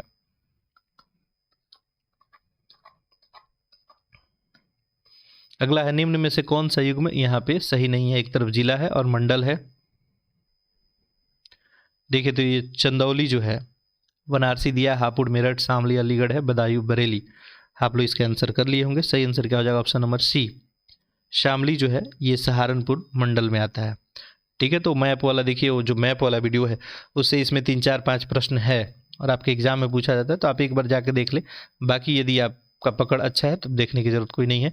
शून्य बजट प्रणाली को सर्वप्रथम जो है प्रयोग किया गया था, फ्रांस के द्वारा, यूएसए है, भारत या ब्रिटेन? देखिए शून्य बजट की बात करें तो यूएसए के द्वारा जो है सबसे पहले इसका प्रयोग किया गया था। और इस बजट में जो है गत वर्षों का व्यय का कोई भी उल्लेख इसमें नहीं होता है। ठीक है, भारत में भी शून्य बजट प्रणाली केवल एक बार जो 1985 में प्रचलन में एक बार लाया गया था। निम्नलिखित में से कौन सही सुमेलित नहीं है? एक तरफ योजना है और एक तरफ इनका उद्देश्य है। प्रधानमंत्री वाणी योजना, सार्वजनिक स्थलों पर वाईफाई उपलब्ध कराना, निर्विक योजना, निर्यातकों को ऋण उपलब्ध कराना, प्रधानमंत्री जीवन योजना, देश में दूसरी पीढ़ी का इथेनॉल क्षमता विकसित करना, प्रधानमंत्री वय वंदन योजना, असंगठित क्षेत्रों के विक्रेताओं के ऋण जो है उपलब्धता दिलाना। इसमें क्या बताना है, कौन आपका सुमेलित नहीं है? देखिए प्रधानमंत्री वय वंदन योजना ये तो वरिष्ठ नागरिकों को पेंशन का बात करता है, तो यह संगठित क्षेत्रों का बात नहीं करता है, ये तो क्लियरली आपको गलत हो गया। ठीक है, बाकी सब सही है। जीवन जो है दूसरी पीढ़ी के इथेनॉल क्षमता विकसित करने के लिए है। निर्विक जो है आपको ये निर्यातकों को ऋण देने की बात करता है, और वाणी ये जो है वाईफाई उपलब्ध कराने की बात करता है। निम्नलिखित में से कौन सा प्रोटीन को विकृत नहीं करता है? ठीक है, ऊष्मा हो गया, भारी धातु, लवण, एक्सरे या और रक्त किरणें। देखिए आंसर हो जाएगा यहाँ पर ऑप्शन नंबर डी, और रक्त किरणें। सिकंदर लोदी से संबंधित निम्नलिखित में से कौन सा एक आर्योवैदिक ग्रंथ का फारसी अनुवाद था? सिकंदर लोदी देखेंगे तो खुद विद्वान था और उसके समय बात की जा रही है, तो आंसर यहाँ पे हो जाएगा फरहंगे सिकंदरी। ठीक है, ये फारसी अनुवाद था, पूछा गया है, तो फरहंगे सिकंदरी जो है फारसी अनुवाद था। अगला देखते हैं,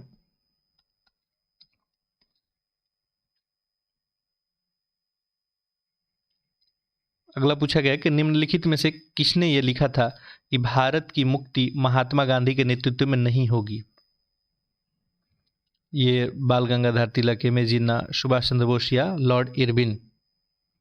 ठीक है, तो सुभाष चंद्र बोस की पुस्तक है द इंडियन स्ट्रगल, और उसी में कहा गया था कि महात्मा गांधी जो अपने देश की सेवा प्रदान की है वो आगे भी ऐसी अवधारणा सेवा प्रदान करते रहेंगे, लेकिन भारत की मुक्ति उनके नेतृत्व में नहीं होगी। ये स्टेटमेंट यही लिखा गया था। ये संगठन है, इनका स्थापना का वर्ष है, तो बिल्कुल फैक्चुअल सा प्रश्न है, आंसर आप लोग कर लेंगे इजिली इसका। विश्व आर्थिक मंच है, एशियाई विकास बैंक है, विश्व व्यापार संगठन है, ओपेक है। देखिए वर्ल्ड इकोनॉमिक फोरम की बात करेंगे तो ये कब 1971 में बना था, तो एक का एक ही बनेगा। एशियाई विकास बैंक जो है ये 1966 में, और विश्व व्यापार संगठन ये जो है आपको 1995 में, और ओपेक जो बना था 1960 में। तो ऑप्शन यहाँ पे ए ही बन जाएगा आपका, 1 2 3 4।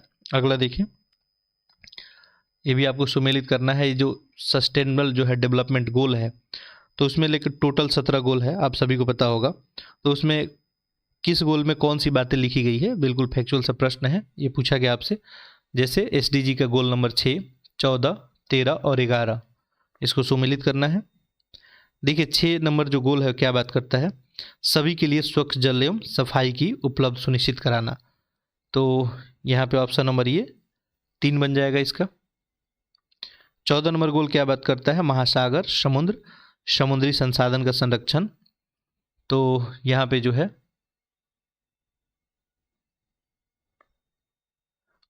चलिए इसका ऑप्शन आप सभी को दिख नहीं रहा होगा, अब देखें, अब ऑप्शन दिख रहा होगा, इसका आंसर करें। 14 नंबर जो गोल होगा यहाँ पे ये हो जाएगा आपको जल के नीचे का जीवन की बात करता है, एक हो जाएगा। SDG का गोल नंबर 13 जो है जलवायु परिवर्तन को लेकर बात करता है, तो यहाँ पे ये 4 हो गया। और लास्ट SDG का गोल नंबर 11 ये सुरक्षित, लचीले और टिकाऊ शहर बनाने की बात करता है, तो ये 2 हो गया। 3 1 4 2, 3 1 4 2 ऑप्शन नंबर डी में दिख रहा है। अगला देखें, भारत में धन शोधन निवारण अधिनियम 2002 कब लागू हुआ था? तो ये बिल्कुल फैक्चुअल सा प्रश्न है, कब लागू हुआ था पूछा है, 1 जुलाई 2005 को। तो ऐसे जो है ये अधिनियम आया कब था, 2002 में। चोल वंश के किस शासक ने नर केसरी की उपाधि धारण की थी? परांतक फर्स्ट है, राजा राज प्रथम है, विजयालय है, कारिकल है। तो यहाँ पे सही आंसर क्या हो जाएगा, ऑप्शन नंबर सी, विजयालय। नर केसरी की उपाधि, ठीक है। चलिए अगला देखते हैं। निम्नलिखित में से किसका नाम बदलकर बाद में पूना फर्ग्यूसन कॉलेज रखा गया? तो ये आंसर आप लोग कर लिए होंगे। यहाँ पे दक्कन एजुकेशन सोसाइटी का नाम बदल कर रखा गया था 1884 में। ऐसे दक्कन एजुकेशन सोसाइटी किसके द्वारा बनाया गया था, तो ये जो है रनडे के द्वारा जो 1884 में, ठीक है, बनाया गया था इसको। तिलक भी इसमें सहयोगी थे। बाद में इसी का नाम बदल के पूना फर्ग्यूसन कॉलेज रखा गया था। अगला देखते हैं, सुमेलित करना है, जलप्रपात है, देश है। तो ये बिल्कुल फैक्चुअल सा प्रश्न है, ठीक है। जैसे यहाँ पे देखिए यशोमाइट है, यशोमाइट जो है ये कैलिफोर्निया हो जाएगा। टुगेला, टुगेला जो हो जाएगा ये दक्षिण अफ्रीका। एंजिल, एंजिल जो हो जाएगा वेनेजुएला हो जाएगा। और गवानी ये जो हो जाएगा फ्रांस। 3 2 1 4, 3 2 1 4 ऑप्शन नंबर बी में है। अक्टूबर 1940 में महात्मा गांधी द्वारा व्यक्तिगत सत्याग्रह का प्रारंभ पवनार आश्रम से किया गया। यह आश्रम कहाँ स्थित है? तो बिल्कुल आसान सा प्रश्न है, सही आंसर क्या हो जाएगा, ये महाराष्ट्र में पवनार आश्रम। और ये व्यक्तिगत सत्याग्रह कब जो है किया गया था, तो ये भी बात याद रखेंगे, 17 अक्टूबर 1940 को, ठीक है। और पहले सत्याग्रही कौन बने थे, तो विनोबा भावे बने थे। तीसरे सत्याग्रही कौन बने थे, आप लोग ऑप्शन में लिखेंगे, यानी आप लोग कमेंट में लिखेंगे। अगला देखिए, हिंदू पेट्रियाट भारत में स्थापित किस एक राजनीतिक संगठन का मुख्य पत्र था? देखिए हिंदू पेट्रियाट जो है ब्रिटिश इंडियन एसोसिएशन का था। ऑप्शन नंबर यहाँ पे आपका डी बन जाएगा। अगला देखिए, प्रश्न संख्या 81, निम्न में से कौन सा एक घटना समान वर्ष की नहीं है? फॉरवर्ड ब्लॉक का स्थापना, मुक्ति दिवस, आह्वान, भारत प्रजामंडल का गठन, सुभाष चंद्र बोस के द्वारा कांग्रेस अध्यक्ष पद से इस्तीफा देना। आंसर करें। देखिए कांग्रेस पद से इस्तीफा कब दिए थे? त्रिपुरी संकट के बाद। और त्रिपुरी संकट जो है ये कब आया था? 1939 में। तो ये उसके बाद ही सुभाष चंद्र बोस कांग्रेस से इस्तीफा दे दिए थे 1939 में, ठीक। इसके बाद देखेंगे तो स्थापना करते हैं किसका, वो फॉरवर्ड ब्लॉक का 1939 में ही, ठीक है। तो ये भी सेम ईयर का ही घटना हो गया। इसके बाद देखेंगे तो जिन्ना के द्वारा मुक्ति दिवस जो है इसका आह्वान भी 1939 में ही किया जाता है, 1939। और भारत प्रजामंडल का गठन, तो इसका गठन जो है आपको 1927 में होता है, ठीक है, 1927। तो यही घटना क्या है, सेम ईयर में नहीं है। अगला देखिए, प्लाउड कमीशन से निम्नलिखित में से कौन सी एक आंदोलन प्रेरित है? तो ये जो है तेभागा आंदोलन हो जाएगा। अगला देखें, निम्नलिखित ग्रहों में से किसकी घूर्णन दिशा पूरब से पश्चिम है, क्लॉकवाइज है। देखिए ये तो आसान सा प्रश्न है, शुक्र और अरुण। ठीक है, सबसे बड़ा ग्रह आपको पता ही है बृहस्पति, ठीक है, और सबसे छोटा जो है बुध है। शुक्र और अरुण जो है उनका घूर्णन क्या है, पूरब से पश्चिम है। बाकी सबका देखेंगे तो पश्चिम से पूरब ही है, एंटी क्लॉकवाइज है बाकी सभी का, 6 ग्रह का। निम्नलिखित में से कौन सा एक एशिया और यूरोप के मध्य सीमा निर्धारण नहीं करता है। एशिया यूरोप के बीच सीमा कौन नहीं बनाता है, तो ये बेरिंग जल संधि आपका बन जाएगा। बाकी देखेंगे तो ये काला सागर, कैस्पियन सागर, यूराल पर्वत हो गया। यूराल पर्वत तो बनाता ही है सीमा, बीचों बीच ही है, प्राकृतिक सीमा है ये। बेरिंग जल संधि जो है एशिया को जो है उत्तरी अमेरिका से अलग करता है। निम्नलिखित में से किसे राष्ट्रीय आय की गणना में सम्मिलित नहीं किया जाता है, तो आंसर क्या बन जाएगा यहाँ पे, ऑप्शन नंबर आपका देखिए ब्रोकर्स कमीशन है, संसद सदस्यों को दिया जाने वाला भत्ता है, भविष्य निधि कोष में अंशदान है, विदेश से प्राप्त उपहार, इसको नहीं शामिल किया जाता है, तो ऑप्शन क्या हो जाएगा, डी। अगला देखिए प्रश्न संख्या 86 है, निम्नलिखित में से कौन से वो आधार हैं जिनके द्वारा उच्चतम न्यायालय के न्यायाधीशों को पद मुक्त करने के संबंधी प्रक्रिया संसद द्वारा प्रारंभ की जाती है। नीचे देख कूट के सहायता से इसका सही उत्तर आपको बताना है। देखिए पहला है यहाँ पे सिद्ध कदाचार, असमर्थता, संविधान का अतिक्रमण। क्वेश्चन ध्यान से पढ़ेंगे तो उच्चतम न्यायालय के न्यायाधीशों को पद मुक्त करने के संबंधी प्रक्रिया संसद द्वारा प्रारंभ की जाती है, किस कंडीशन में ये पूछा गया है। तो देखिए कोई कदाचार आ जाए तभी भी किया जा सकता है, ठीक है, असमर्थता हो तभी, ये दोनों कंडीशन पे, तो ऑप्शन नंबर यहाँ पे सी बन जाएगा।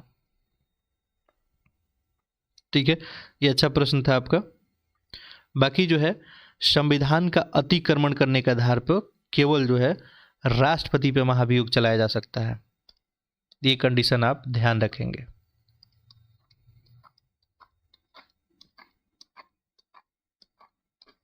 अगला है, निम्नलिखित में से किस एक के औसत मान का प्रयोग मैरिस डी मैरिस द्वारा प्रतिपादित जीवन की भौतिक गुणवत्ता प्रत्यागमन मापने में नहीं होता है।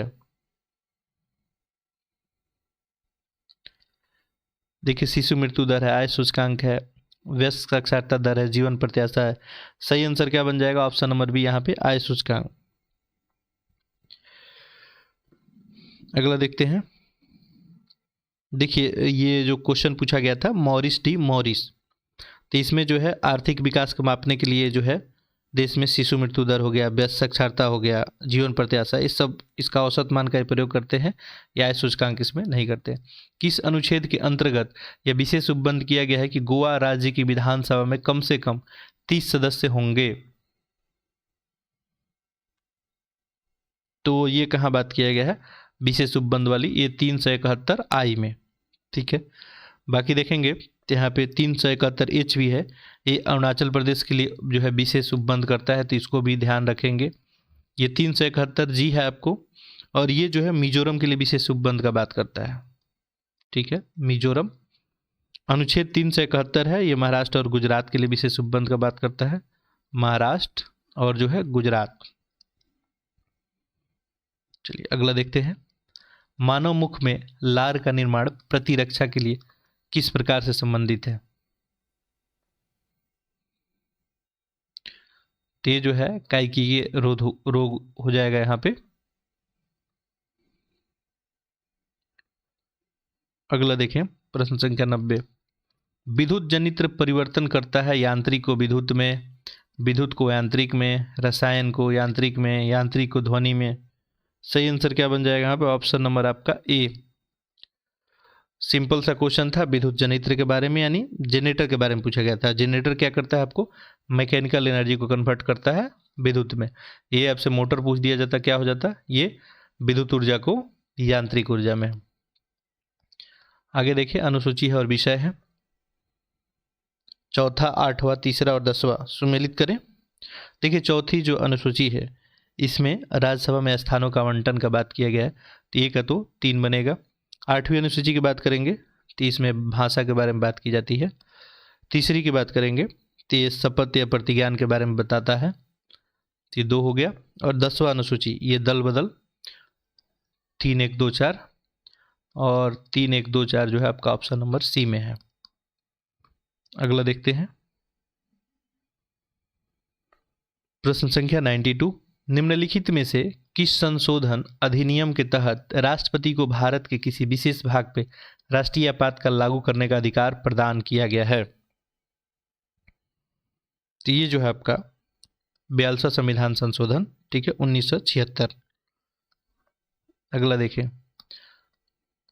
अनुच्छेद 58 में वर्णित राष्ट्रपति की योग्यता के संबंध में निम्न में से कौन सा सही नहीं है?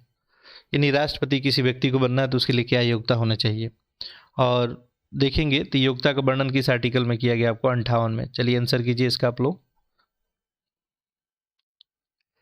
चुनाव के समय वह लाभ के पद पे धारण न करता हो, 35 वर्ष की आयु पूर्ण हो चुका हो, लोकसभा राज्यसभा में किसी भी सदन का सदस्य निर्वाचित होने का योग्यता रखता हो, यह भारत का नागरिक हो।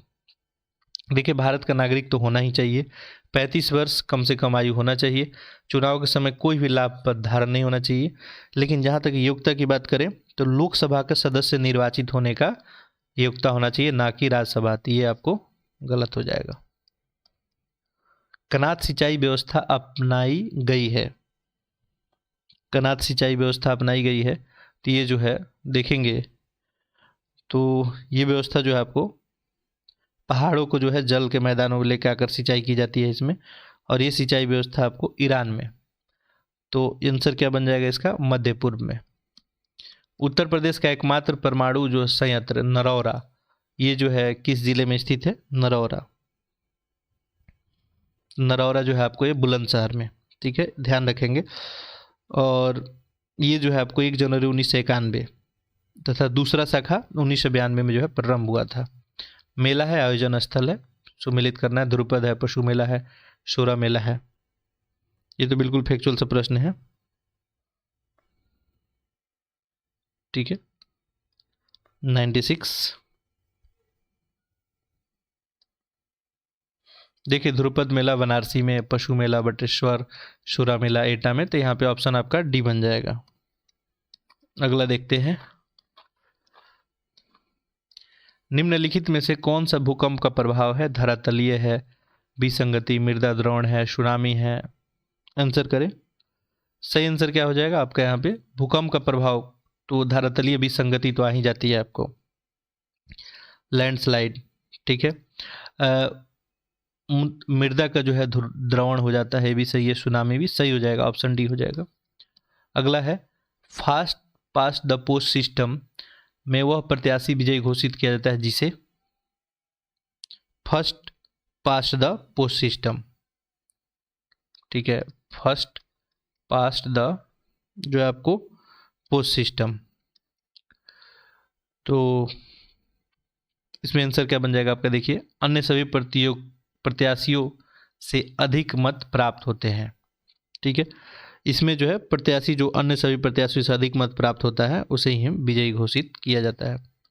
निम्नलिखित में से कौन सा एक स्टेशन पर साइबेरियन रेल मार्ग पर अवस्थित है? साइबेरियन रेल मार्ग पर अवस्थित पूछा है, चीता है, कजान, मास्को। तो यहाँ पे आंसर क्या बन जाएगा? ऑप्शन नंबर डी, उपयुक्त सभी।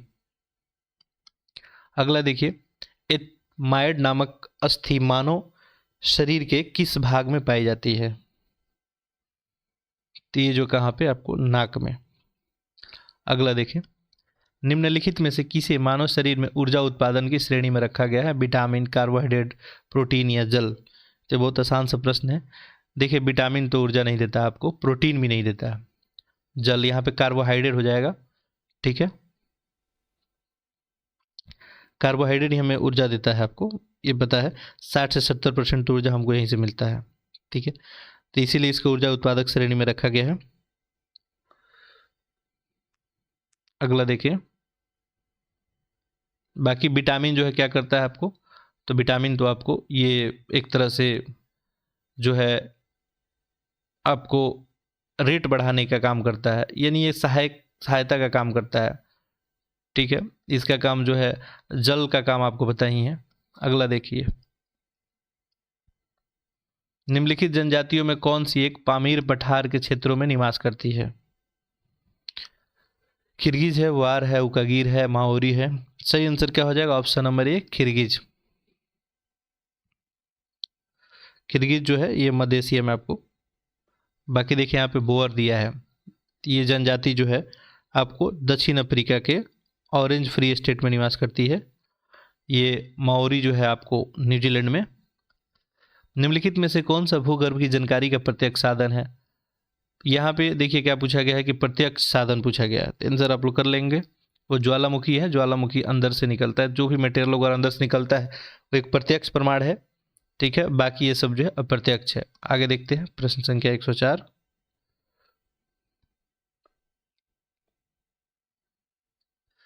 निम्नलिखित में से कौन सा एक संगठन general agreement on trade and tariff के उत्तराधिकारी के रूप में कार्य करता है? तो यहाँ पे देखिए आंसर आपका क्या बन जाएगा? ऑप्शन नंबर ए विश्व व्यापार संगठन। विश्व व्यापार संगठन का स्थापना कब हुआ था? 1995 में। अब देखिए जो फैक्ट वगैरह हम बताते हैं इसको ध्यान रखेंगे, एग्जाम में आपसे पूछा जा सकता है। ठीक है, अगला देखिए प्रश्न संख्या 105। विकिरण द्वारा ऊष्मा के हस्तांतरण के लिए किस माध्यम की आवश्यकता होती है? देखिए विक्रम से, तो यहाँ पे ठोस द्रव गैस दिया, विकिरण के लिए कोई माध्यम की जरूरत नहीं होती, ऑप्शन नंबर डी हो जाएगा। अगला है अमलाई, राजमुंदरी और बलरामपुर औद्योगिक स्थल किस एक उद्योग के लिए मुख्यतः जो है प्रसिद्ध है? ये पूछा गया है, किस के लिए प्रसिद्ध है? आप आंसर कर लिए होंगे। सही आंसर क्या हो जाएगा यहाँ पे आपका? ऑप्शन नंबर ए कागज उद्योग के लिए। अब देखिए देखेंगे तमलाई क्षेत्र, ये कहाँ पे? मध्य प्रदेश का है। राजमुंदरी की बात करेंगे तो ये आपका आंध्र प्रदेश है। ठीक है, बल्लारपुर ये जो है महाराष्ट्र का है। निम्नलिखित में से कौन सा कारक भौम जल स्तर में कमी के लिए उत्तरदायी नहीं है? भूमि का जो जल स्तर कम हो रहा है उसके लिए उत्तरदायी नहीं है, पूछा गया है। औद्योगिकरण में जो वृद्धि हो रहा है, जल संसाधन का कुप्रबंधन है, बढ़ती जनसंख्या, अत्याधिक वर्षा। तो अत्याधिक वर्षा तो कमी कैसे हो सकता है, वो तो लेवल बढ़ाएगा, और तो यही हो जाएगा। बाकी सब उत्तरदायी कारण है। निम्नलिखित कथनों में से कौन सा एक सार्वजनिक और निजी क्षेत्र में विभाजित करने का मुख्य आधार है? तो यहाँ पे सार्वजनिक और निजी क्षेत्र में विभाजित करने का आर्थिक गतिविधि का स्वभाव, रोजगार की शर्तें, उद्यमों का स्वामित्व। बिल्कुल सही है, ऑप्शन नंबर सी। जो भी उद्योग धंधा है उसका स्वामित्व किसके हाथ में है, यही जो है अलग करता है दोनों सेक्टर को। ठीक है, आगे देखते हैं प्रश्न संख्या 109। अब यहाँ से मैथ रीजनिंग का प्रश्न होगा आपका। देखिए पहला प्रश्न यहाँ पे परफेक्ट दिया है, इसको लिखा जा रहा है किसी कुट भाषा में, तो ब्राउन को कैसे लिखेंगे? तो चलिए एक एक करके जो आप लोग भी हल कीजिए। देखिए यहाँ पे ध्यान से अगर ध्यान देंगे तो पी के बदले यहाँ पे क्या यूज किया गया है? आर। अब देखिए पी के बाद आर यूज किया है, यानी पी क्यू आर, यानी +2 करने पे दूसरे नंबर पे आ जा रहा है ये।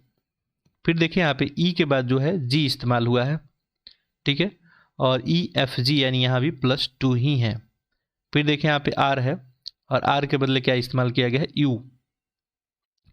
और आर के बाद यू देखेंगे RSTU यानी +3 तीसरे पे आ रहा है। नेक्स्ट देखें एफ के बदले जो आई इस्तेमाल हुआ है, और FGHI यानी यहाँ भी +3 ही है। फिर नेक्स्ट देखें ई के बाद एफ है आपका। ठीक है, यहाँ पे एफ के बदले आई हो गया। ठीक है, चलिए इसको हम इधर कर देते हैं, यहाँ पे थोड़ा सा जो देखने में सही नहीं रहेगा। देखिए यहाँ पे लिखा क्या है? PERFECT, और यहाँ पे क्या लिखा गया था आपको? RGUIHFW। तो यहाँ पे हो गया आपका RGUIHFW। अब यहाँ पे देखिए क्लियरली आप पी से जो आर में क्या रिलेशन है, तो पी से प्लस ये 2 हुआ है। ई से देखेंगे जी में, तो ई से जी में देखें तो यहाँ पे भी +2 ही है। यदि आर से देखते हैं यू में, तो आर से यू में ध्यान देंगे तो ये +3 है। फिर देखें यहाँ पे एफ से जो है आपको आई में, यहाँ भी +3 है। फिर देखें ई से जो है आपको एच, तो ये भी यहाँ पे +3 ही है। नेक्स्ट देखिए C से F, ये भी +3 है, और T से W ये भी +3 है। तो यानी 2 2 उसके बाद 3 3 करके है। तो बस वैसे ही हम लोग को बना देना है। तो यहाँ पे ब्राउन है, तो ब्राउन को हम लोग कैसे लिख देंगे, B है आपको ROWN। B में आपको क्या करना होगा, +2 करना होगा। ठीक है, पहले +2 है, फिर +2, उसके बाद 3 3 का सीरीज है। B में +2 करेंगे तो BCD यानी D हो जाएगा। नेक्स्ट देखिए R में यदि आप +2 करते हैं तो क्या हो जाएगा आपका RPQRST यानी T बन जाएगा। अब O में क्या करना है आपको, +3 करना है, तो यहाँ से +3 करें, यानी तीसरे पे कौन आ रहा है आपका, तो PQR, यहाँ पे R बन जाएगा।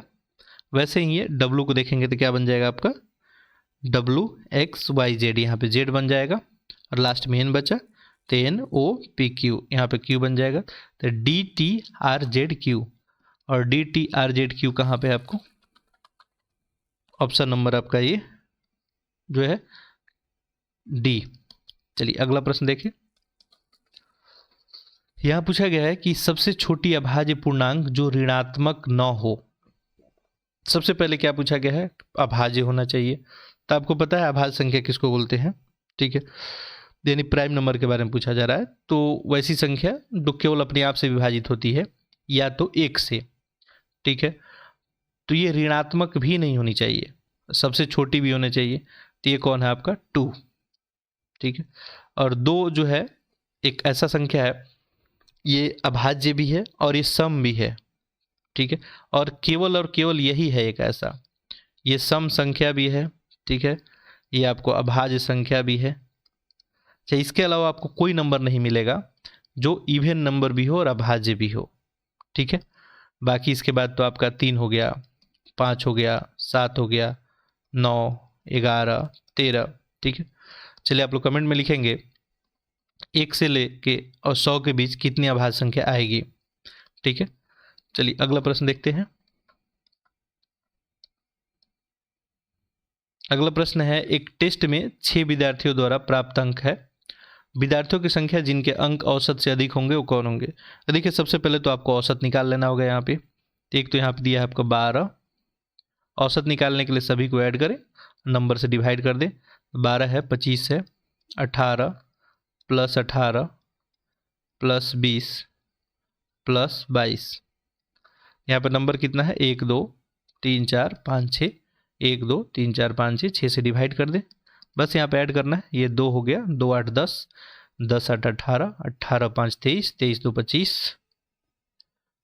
नेक्स्ट देखें, 2 2 4, 2 6, 6 1 7, 7 1 8, 8 2 10, 10 1 11, डिवाइड 6, तो ये क्या बन जाएगा 6 एकम 6, और 5 5, 6 9 54, ठीक है। इसके बाद 1 0 आ जाएगा, तो ये 6 एकम 6, फिर 4 0, 6 6 1 36, ऐसे करके सीरीज बढ़ते जाएगा। तो देखिए 19.16 आ गया आपका, 19.16 क्या आ गया, इसका एवरेज आ गया।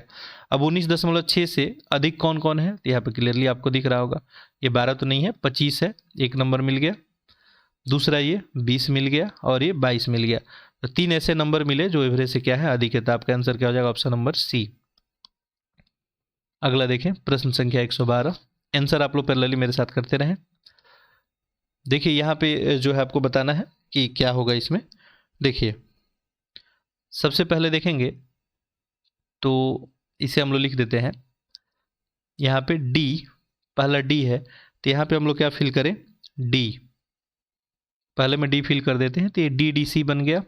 अभी देखिए डबल D है, ठीक है, और यहाँ पे डबल C भी दिख रहा है अपने को, तो एक और D यहाँ पर डाल देते हैं, ये क्या हो गया।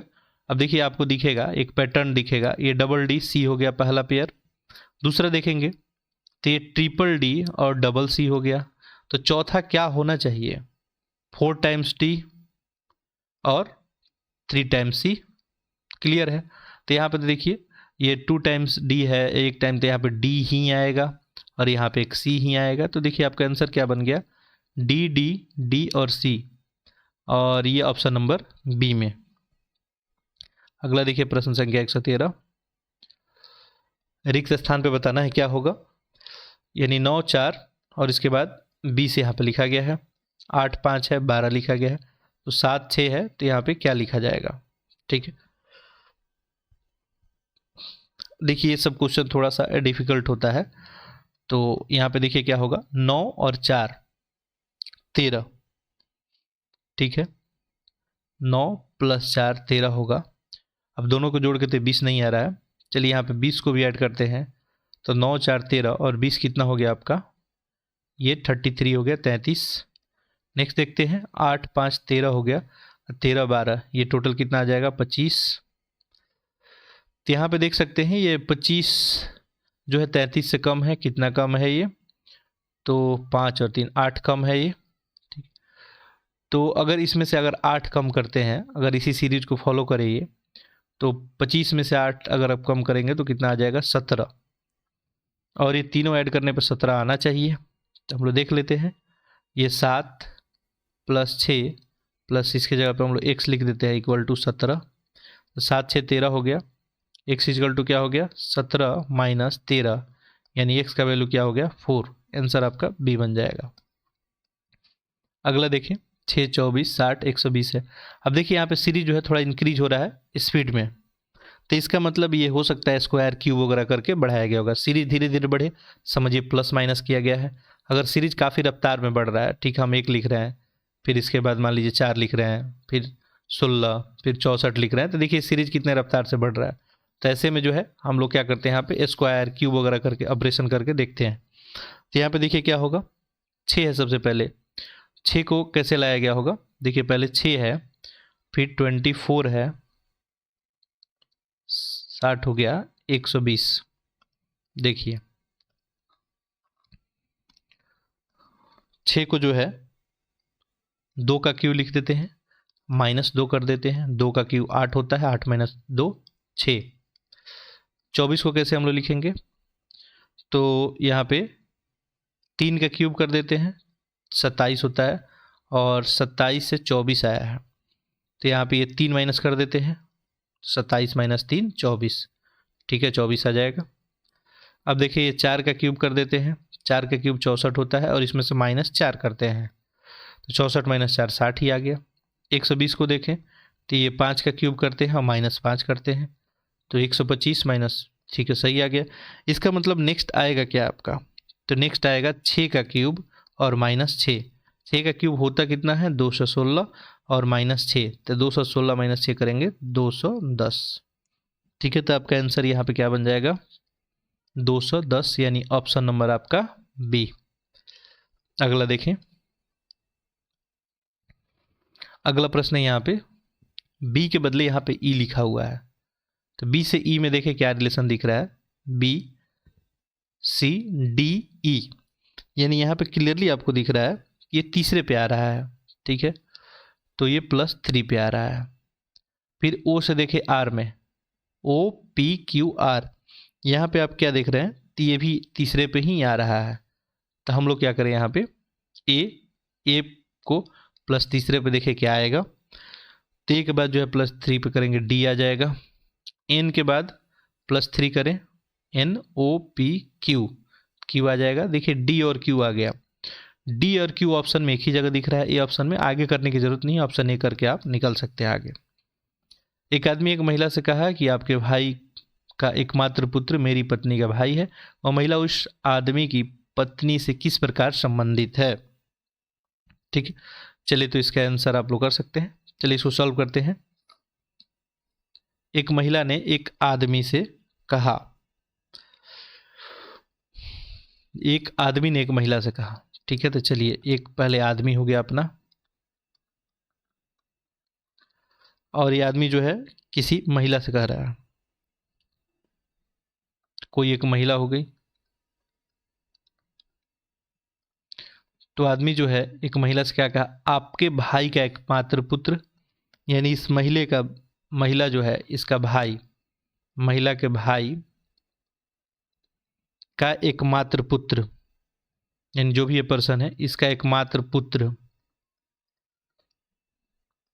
एकमात्र पुत्र मेरी पत्नी का भाई है, मेरी पत्नी का भाई यानी जो भी व्यक्ति है इसकी पत्नी, इसकी पत्नी का क्या है, ये भाई है। बस हम लोग सारा रिलेशन लिख दिए। ठीक है, ये जो है एक आदमी है, एक महिला से कह रहा है ये आपके भाई, यानी ये भाई हो गया इसका, इसका पुत्र एकमात्र पुत्र, और इसका एकमात्र पुत्र है इसके पत्नी का भाई है। तब रिलेशन किस में पूछा गया है, वो महिला उस आदमी की पत्नी से किस प्रकार संबंधित है, वह महिला जो है उस आदमी की पत्नी से। बस इन्हीं दोनों लोग का आपका रिलेशन पूछा गया है, तो आप इजीली बता सकते हैं यहाँ पे। ठीक है, देखिए एक आदमी है, इस महिला से बोल रहा है इसके भाई, भाई का पुत्र हो गया, और ये इसका क्या हो गया, भाई। ठीक है, यानी पत्नी के इसका भाई हो गया। तो ये दोनों का रिलेशन यहाँ पे क्या बन जाएगा आपका, देखिए तो महिला से पत्नी का रिलेशन क्या बन जाएगा, ये बुआ हो जाएंगी इनकी। ठीक है, तो यहाँ पे आंसर आपका क्या बन जाएगा, या जो है आंटी भी वगैरह भी बोल सकते हैं, तो यहाँ पे जो है आंसर आपका डी। अगला देखते हैं प्रश्न संख्या 117। 49 छात्रों की कक्षा में करीम का स्थान सिर से 16 है, नीचे से स्थान। देखिए ऐसे प्रश्न के लिए हम एक बार हल किए थे, आपको बता भी दिए थे, आप लोग को याद भी होगा। ठीक है, जब भी आपको किसी भी रो या कॉलम में टॉप या बॉटम से दिया रहे, तो मैं आपको क्या बताया था, यदि कुल आपको छात्र निकालना है, टोटल नंबर ऑफ स्टूडेंट, तो आपको क्या करना होगा, जो भी टॉप से पोजीशन दिया रहे, टॉप से जो पोजीशन दिया रहे और जो बॉटम से पोजीशन दिया रहे, उसमें -1 कर लेंगे। अब देखिए कुल छात्र तो आपको पता है कुल कितने हैं, 49 हैं, 49 लिख देते हैं। देखिए करीम का स्थान सिर से 16वां दिया है, तो यहाँ पे 16 लिख देते हैं। नीचे से उसका स्थान पूछा गया है, तो चलिए इसको ऐसे ही लिखते हैं अभी हम, बॉटम से पोजीशन और -1। बस तो यहाँ से निकल ही जाएगा आपका, कुछ करना नहीं है। बॉटम से पोजीशन क्या बन जाएगा, ये तो 49 है, और ये 16 - 1 15 हो गया, 15 इधर लेफ्ट में आएगा तो -15, 9 में से 5 गया 4, 4 में से 1 गया 3, 34। ठीक है, तो 34 आ गया। इसमें कोई ऑप्शन नहीं आ रहा है, तो ऑप्शन क्या कर लेंगे, डी, इनमें से कोई नहीं। ठीक है, चलिए अगला देखते हैं। प्रश्न संख्या 117 हो गया। 118, देखिए एक सीरीज दिया गया है, इसमें पूछा गया है कि कौन सा पद जो है छूटा है। तो देखिए सबसे पहले क्या है, 1 3 5 7, सबसे पहले 1 है आपका, फिर 3 है, फिर 5 7, नेक्स्ट एक है, और इसके बाद 31 है। देखिए 1 कैसे आया होगा आपका, ठीक है, 1 3 5 7। ठीक है, तो यहाँ पे देखें तो ये पहला टर्म जो है, दूसरा टर्म 3 कैसे बना होगा, यहाँ पे 3 बनने के लिए 1 में 2 से मल्टीप्लाई कर दीजिए, +1 कर दीजिए, 3 बना होगा। अब नेक्स्ट देखेंगे 5 कैसे बनाइए, तो ये 3 आया है, 3 में क्या करें, मल्टीप्लाई कर दे किससे, 2 से, +1 और 7 बन जाएगा। फिर नेक्स्ट देखेंगे तो ये 7 है, और 7 बन गया। 7 से नेक्स्ट क्या बनेगा, 7 में आपको 2 से मल्टीप्लाई करना होगा, प्लस ऐड क्या करना होगा, 1, तो 7 दूने 14, 1 15, 15 आ जाएगा। ठीक है, तो एक तो बन गया आपका 15। फिर एक नेक्स्ट वाला भी आपको बताना है। ठीक है, तो नेक्स्ट वाला बताने के लिए क्या करना होगा, प्रीवियस वाला का 2 टाइम्स कर दीजिए, तो यहाँ पे 31 है, तो 31 में जो है 2 से मल्टीप्लाई कर दीजिए, +1 ऐड कीजिए, तो 31 दूना 62, और एक कितना हो गया, 63। तो एक तो आपका 15 हो गया और एक 63 हो गया, और ऑप्शन अगर देखेंगे हम लोग तो ऑप्शन नंबर डी बन गया। अगला देखिए, अगला प्रश्न देखिए, 4 और 5 के बीच घंटे और मिनट की सुई कब एक दूसरे के विपरीत होगी। अब सबसे पहले आपको ये समझने की जरूरत है कि घंटे की सुई जो है, ये मान लीजिए घड़ी हो गया आपका। ठीक है, अब ऐसा प्रश्न आता है तो इसके लिए एक ट्रिक हम आपको बता देंगे अभी, नहीं तो ऐसे टाइम काफ़ी ज़्यादा लगेगा इसमें। ठीक है, ये आपको मान लीजिए 12 हो गया, ये 6 बन गया, यहाँ पे 3, ये 4 हो गया, ये 1, ये 2, ये 4, ये 5 7 8, ये कितना है, 9 है, ये 10, ये 11 और 12। ठीक है, ये आपका घड़ी हो गया। घड़ी में आप जनरली दो तरह का सुई होता है, ठीक है, 1 घंटा और 1 मिनट का। तो यहाँ पूछ रहा है कि 4 और 5 बजे के बीच घंटे और मिनट की सुई कब एक दूसरे के विपरीत होगी। अब सुई को एक दूसरे के विपरीत होने के लिए क्या होना पड़ेगा। देखिए, एक सुई है, मान लीजिए 1 घंटा का सुई है और ये आपका मिनट का सुई है, तो एक दूसरे के विपरीत कब होगा, जब दोनों के बीच कितना का एंगल बनेगा, 180 का एंगल बनेगा, 180 डिग्री का एंगल बनेगा। तो ये एक दूसरे को क्या हो जाएगा, आपका विपरीत हो जाएगा। अगर मान लीजिए दोनों एक ही पे आ गया निडल, तो क्या होगा, दोनों के बीच एंगल 0 डिग्री बनेगा। मान लीजिए अगर एक जो है घंटा का सुई यहाँ आ गया और मिनट का सुई ये हो गया, तो ये 90 बनेगा। यानी कहने का मतलब एंगल 0 डिग्री से लेके स्टार्ट होते होते आपका कितना तक, 180, फिर इससे बढ़ते बढ़ते जाएगा। क्वेश्चन में पूछा है कि विपरीत, एक दूसरे के विपरीत होने के लिए क्या करना पड़ेगा, 180 डिग्री ही होना चाहिए। इसका मतलब ये जो घड़ी है, और इसमें क्वेश्चन में मेंशन किया है कि 4 और 5 के बीच का ही बताना है आपको, तो 4 और 5 का बीच देखेंगे तो ये 4 हो गया आपको, ये 5 हो गया। तो घंटे का सुई जो है 4 और 5 के बीच में, मान लीजिए अगर यहाँ पे रहता है, और मिनट का सुई मान लीजिए यहाँ पे, ठीक है, तब क्या होगा, 180 का एंगल बनेगा। दोनों विपरीत भी आपको क्लियरली दिख रहा है।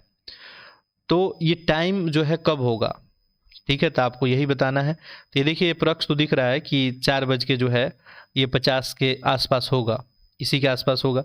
लेकिन सारा आंसर देखें तो 4 बज के 49 दिया है, यहाँ पे 43 दिया है, 54। तो आपको फाइंड करना पड़ेगा। प्रश्न आपको समझ में आ गया होगा, ठीक है। अब ऐसे आपसे पूछा जा सकता था कि बताइए 2 और 3 के बीच, 2 और 3 के बीच निकालिए कब एक दूसरे का अपोजिट होगा, 12-1 के बीच निकाल दीजिए। कोई प्रश्न पूछा जा सकता है, तो हम इसका एक आपको ट्रिक बताते हैं, और इस ट्रिक से आप कोई भी प्रश्न इससे अगर इस तरह से पूछे तो आप हल कर सकते हैं। चलिए, तो आप क्या करेंगे इसके लिए, सबसे पहले ऐसे नॉर्मल तरीके से भी हल कर सकते हैं, लेकिन एग्जाम में टाइम होता नहीं है उतना अधिक। 2/11 आप लिखेंगे, 2/11 पहले लिख लेंगे। इसके बाद जो है ब्रैकेट में लिखेंगे 30 × h और ±180। बस इसको आप ध्यान में रखेंगे, आपका प्रश्न हल हो जाएगा। अब इसमें कंडीशन 1, ठीक है, केस 1 ध्यान रखेंगे आप कि यहाँ पे +180 कब लेना है।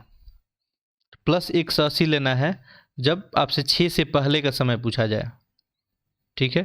6 से पहले यानी जैसे 1 से 2 बजे के बीच कब होगा, एक दूसरे के 2 से 3 के बीच, 3 से 4 पूछ दिया, 4 से 5 पूछ दिया। लेकिन अगर 6 से बाद पूछेगा तब आप -180 कर लेंगे, ठीक है। चलिए अब इस प्रश्न को हल करते हैं जो पूछा गया है। यहाँ पूछा गया था कि 4 से 5 के बीच कब जो है अपोजिट होगा, ठीक है। तो 4 से 5 के बीच हम लोग करते हैं, तो बस इसी फॉर्मूला पुट करते हैं, 2/11 लिख देंगे, ठीक है। और यहाँ पे 30 है, 4 से 5 है, 4 से 5 पूछा गया है, इसका मतलब यहाँ पे 4 को रखेंगे आप, यहाँ पे 4 को रख दें, प्लस यहाँ पे 180, +180 क्यों करेंगे, क्योंकि ये 1 से 6 के बीच का है। अब यहाँ पे आप क्या करेंगे, 2/11 लिखेंगे, बस कैलकुलेशन करना है, आंसर आ जाएगा, ठीक।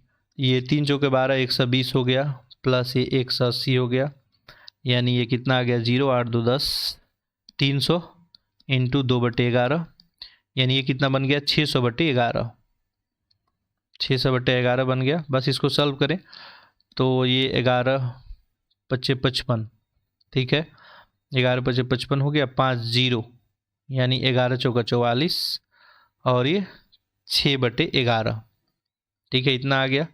अब 4 से 5 के बीच बताना है, तो 4 तो पहले बज ही रहा है, 4, ठीक है। तो 4 बज के कितना हो जाएगा आपका, 54 मिनट, 6/11, ठीक है, ये आपका आंसर बन जाएगा।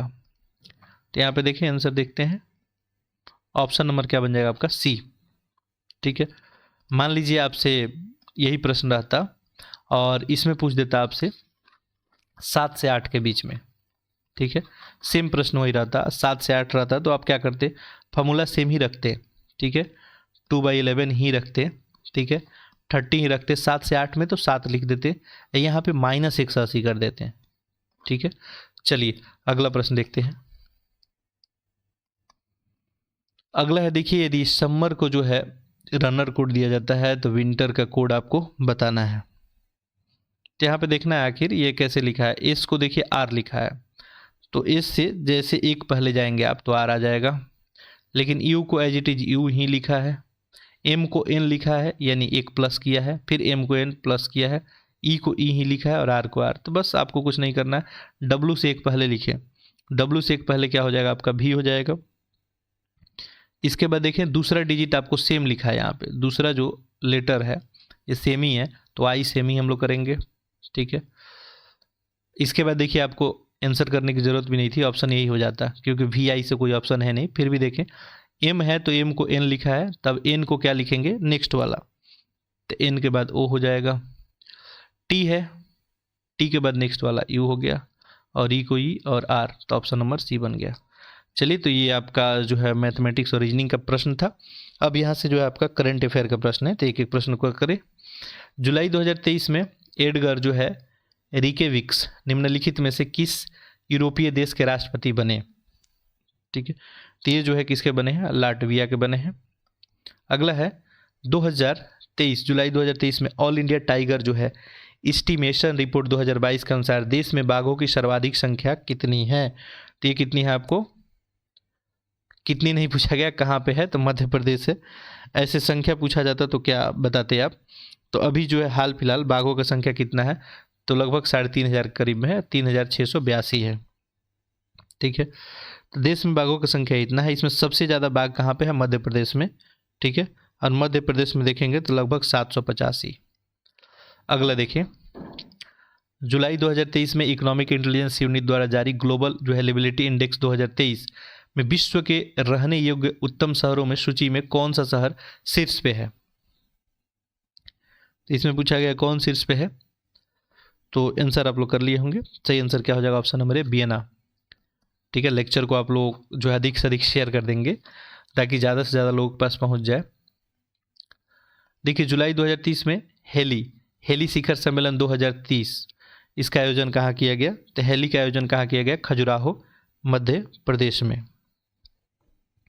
अगला देखिए, जुलाई 2023 में G20 आपदा जोखिम न्यूनीकरण कार्य समूह की तीसरी और अंतिम बैठक का आयोजन कहाँ पे किया गया।